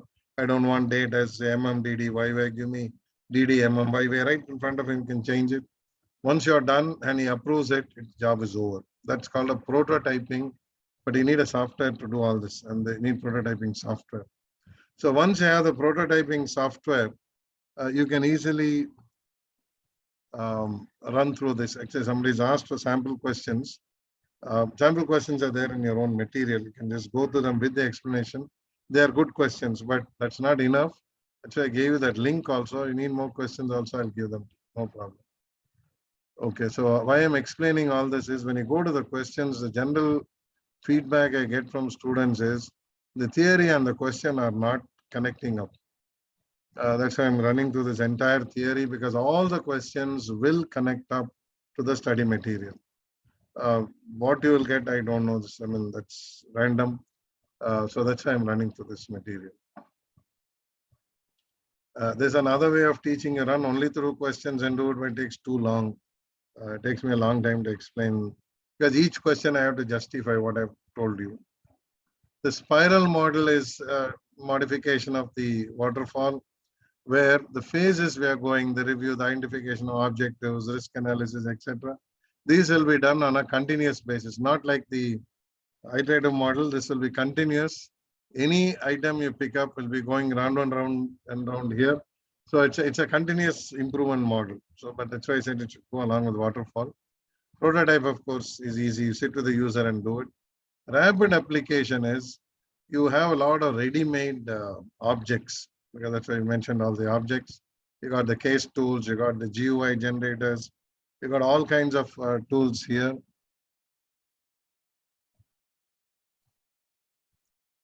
So once you use all these tools, then you're in business. You start assembling it. Actually, rapid application is more like assembling existing software components to give you what you want. Then we have the agile, which is slightly different. Agile gives you change any time during the development. So you can completely change something. Maybe you're doing a web-based payment gateway and somebody said, no, don't do that. Make it client server based. You can immediately change over. So that's the advantage of agile. Agile is a complete restructuring of the design. RAD is using ready-made components as much as possible, assembling. Agile is modifying the design itself. You started with a shoe and then you want to make it a slipper, no problem, can be changed immediately. So that should take care of this part of the study. So actually there's a lot of questions on this. A lot of questions on, give me questions. Questions you'll have to answer only after you're completely thorough with this thing. Now, DevOps, as I told you, is development and operations put together.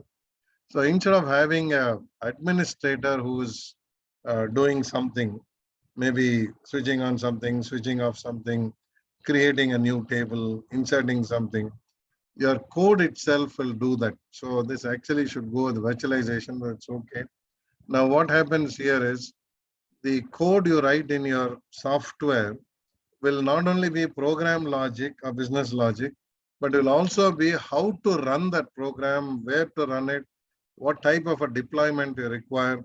All that is in the code itself. So the moment you install, run the code, it takes care of all the administrative commands, network, operating system, and database.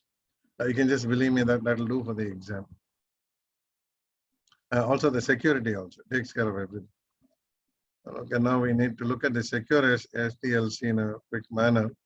Now in a secure SDLC, what we are saying is at every step, you got to make sure that the control aspect of control means all your data input validation, output control, program logic control, everything has to be at every phase. You'll be putting in the requirements differently. Like requirements, of course, you'll be looking at privacy of data, you'll be looking at encryption and so on. Design phase, again, almost the same thing, privacy, encryption, etc. At development phase, of course, coding practices, security practices will have to be used. Testing phase, you'll have to check for actually attack and penetration, vulnerability assessment and penetration testing has to be done. App security tests have to be done. At the implementation, again, hardening of the devices and all those have to be done. So when you get down to the maintenance, of course, you see that there's no security has been turned off. In fact, there's been a lot of things on the questions. Okay, if you just want to look at one of them, it says SDLC primarily refers to the process of 4 things here.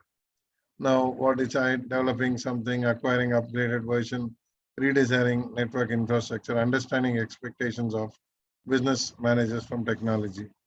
Now, this is basically the type of questions you'll get. Now, if I said A or B or C or whatever, now I had to justify what I'm saying. So most of the time, this would be the first one. So if you go to your justification,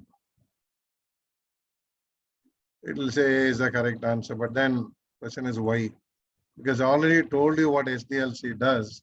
That is why you know it's the correct answer. So that's why I want to map it up with the study material portion, because this is a very big problem. If we study only the questions, it's good actually, but if you have to do at least 2,000 or 3,000 questions, 2,000 is the minimum. Because what will happen if you have only 500 questions or smaller number, you know only those answers. And if you get a fresh question may be the same, but options are different, we'll end up in trouble. And don't fail on a borderline. I mean, pass. I want all of you to clear. It's a little bit of effort. It's a one-time effort. You've done, it's through, it's completed. After that, nobody will ask anything. Unlike some foreign exams where every 5 years you have to take a re-exam. We don't have to do that. So when I said A was the answer, okay, this again is some explanation. But this explanation, you listen to this video 3, 4 times, 5 times, just put it on the headphones, whatever. By power of repetition, most of these answers will come back to you. Now you can take my word for it. Been working with this for a long time. A lot of exams also. So CIA, CISA, whatever. So it doesn't matter. So you just go smoothly. Don't get worried about the exam. Listen to this explanation again and again and again. And if you answer the same questions the second time, you will find it a lot easier. In fact, you yourself will be justified about the answer. You will not face any problems. Okay, so now we are going to this next part, the software testing. I'll just take you to the testing phases. Now, when you test software, there are many ways of doing it. So we are auditors, so we have to learn all of this. So one is you do a black box testing where you will not have any knowledge of the software. You only use test data, very typical ancient method of doing things. You just put in the data. If the data answers are right, or you put in wrong data, if the wrong data is properly rejected, you accept it. This is one way of doing it, not a reliable method, but it's okay. So simple things, simple audits, that will work. Then you go to the white box testing. Now here you know the internal logic completely. So you try to test it in such a way that you try to crash the internal logic, overload it, cause confusion, For instance, we say buffer overflow, divide by 0. So many errors we try to create because what are the bugs in that particular code, the type of language. Then your testing becomes more thorough. But should an auditor test? Not necessarily. They have testing departments or quality departments. IAS auditor tests only if it's a consulting assignment where he has to give his opinion. That is, of course, a difficult job because their opinions will be published. I mean, they will use it. The vendor will use it when he's selling his software that so-and-so audit firm has also certified my software. Then gray box is like you have some minimum technical knowledge, but you have good business knowledge and you test it. But gray box is risky. Better to be on white box. Okay, these are all the comparison of those methods. Now we go to the levels of testing. Now, functional testing is when you're testing the software specifically for the business logic. That is, you're putting the input, output, etc. So, and then you're testing it out. Now, this is the normal thing we do. I mean, this is, and also when you do these tests, all the test data you used and all the findings you used must be documented. Because later on, if there's some problem, at least you should be able to protect yourself. So that's why we said the test scenarios, execution, everything has to be documented. In fact, the standard documentation templates for this. See, the non-functional testing is when you're doing something like screens or something else which has got nothing to do with the logic of the business, but it's something to do with the screens, the volumes, the hits you're getting on the website, which has got nothing to do with the business logic. This is something to do with its environment. That is called the non-functional testing. Non-functional testing, you have to set up a lab and do it. Functional testing is easier than testing business logic. So when you are doing this kind of tests, we get to the actual tests. Unit test is when you are testing a program independently. They have written a small program. You're just checking only the program. That's all, nothing else. You're not even bothered where it plugs in, where it plugs out. You're just not interested. Okay. Now, when you say positive test, you put in correct data, you should get the correct answers. Negative is you put wrong data. That's why we say valid, invalid data. So you put in wrong data, errors should be generated. Whereas are not generated, it's a red flag that this logic is not properly checking the data. So unit test is not okay. It is a good test, but this is usually done by the programmer's programming department itself. They only check whether what they wrote is working. But as an auditor, you're more worried about the other things like performance tests. Now, there are some criteria which the software has to meet. In the design document, they have said we have to process so many records in an hour. We have to take so many connections from end users. So many employees will be logging in the morning. Now, we need to know whether the performance criteria is being met, or are we having an overflow of the RAM or overflow of the disk space, and there's so many issues which will come up with. Now, stress tests are when you start loading the system beyond performance. Performance is like what we already documented. You push it beyond that. Sometimes you have to test it maybe 50% excess over performance. But sometimes you may want to do it 200, 300%, or that's 2 times, 3 times, 5 times, because what happens is the data is not, or the hits are not distributed evenly throughout the day. End of the day, there may be a lot of traffic because before going home, they want to finish the work, or there are peak hours, non-peak hours that you do by pattern analysis. Then if your systems break down at that time, or people are turning off firewalls or turning off security devices, hackers will get in at that time. So if you are going in an empty bus, they won't steal your pocket. But if you're in a crowded bus, they'll definitely pick your pocket. So stress tests also are important because you need to specify you have tested this not just at performance limits, but way beyond performance limits, and up to this limit, you are okay with it. Structural tests with the integral processing of the logic. Now, this is you have to have a good knowledge of algorithms. Now, for instance, we work with some programs, languages, what happens is 3 power 3 will be 27.001 because it's gone into exponential. In some languages, 3 power 3 will be 27. We won't have a problem. When you match, you will get a mismatch. So there are standard tests for this, but internal logic we need to understand. There is a study. Basically, they're called mathematical models, statistical models.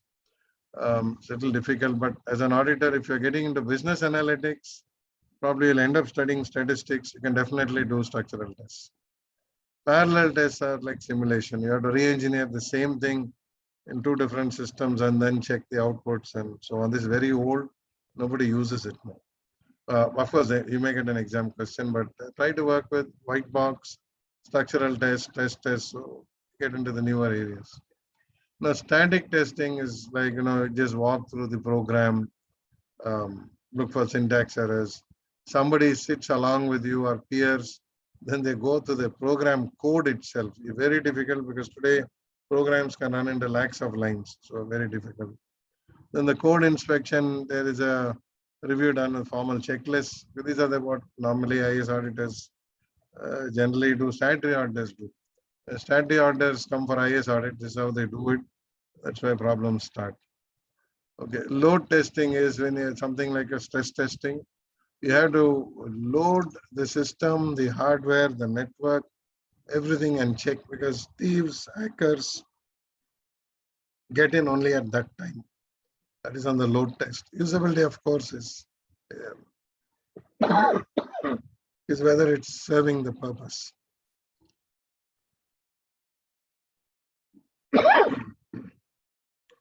Portability testing is whether it runs on all the possible web browsers, operating systems, whether it is possible to use the software on wherever it was designed to run. Sometimes government software also says use use the Explorer, this version. Microsoft has stopped the Explorer, so you'll have to use newer browsers and so on. Now, these are the important ones. Integration testing is when a lot of units have been developed independently or bought out software and in-house developed software are interfaced. Then you do what is called an integration testing to see end-to-end working. This is absolutely necessary, particularly when you're linked up on real-time online systems or linked with banks, insurance, shipping companies, and so on. Okay, there are only two ways of doing it.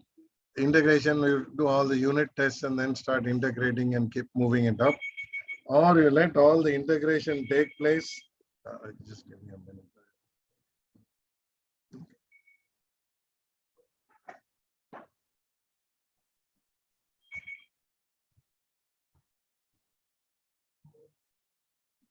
So you can work with all these, integrate everything first and then you work downwards.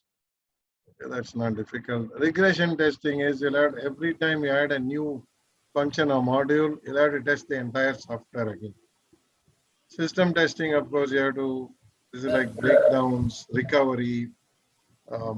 Sometimes you're, yeah, tell me, you go. Already crossed 11 already numbers are easy to go through. Yeah, okay. I will wind up. Okay. That's just over actually. Once the testing is done, then the person is over. Now, this is when you have breakdowns and failures. That's when the recovery, security, etc. Wherever there's a drop, will you be able to recover it? And the other types of testing, of course, you can go through it. And I think that should be the end of our study here. Okay. These have we've already mentioned all this. Okay, so what I want you to do is if you've gone through this, and of course you'll have all your questions at the end of every chapter. There are questions. You can go through those. The questions will be somewhere down here. Okay. Wherever the questions are, you can find them. They're all there in your chapter, so you can go through those questions. And then if you have any questions, please send it to the coordinator. I'll take it up from there. There should be no problem. And that link also, I think they have already posted in your in the Chat box. in the chat box. So you can go to that link also, and feel free to get back with your problems. Because see, one of the issues is this particular module has a lot of questions. It takes 36 questions, which can be a make or break out of 200 questions. So So just make sure you paid enough attention. And any difficulty, just come back to me. There's no problem. Anyway, thank you very much for attending, and go through the link. You can go through all the questions. And if you have any problem, just send it to the coordinator, please. So thank you very much. Thank you. Thank you, sir.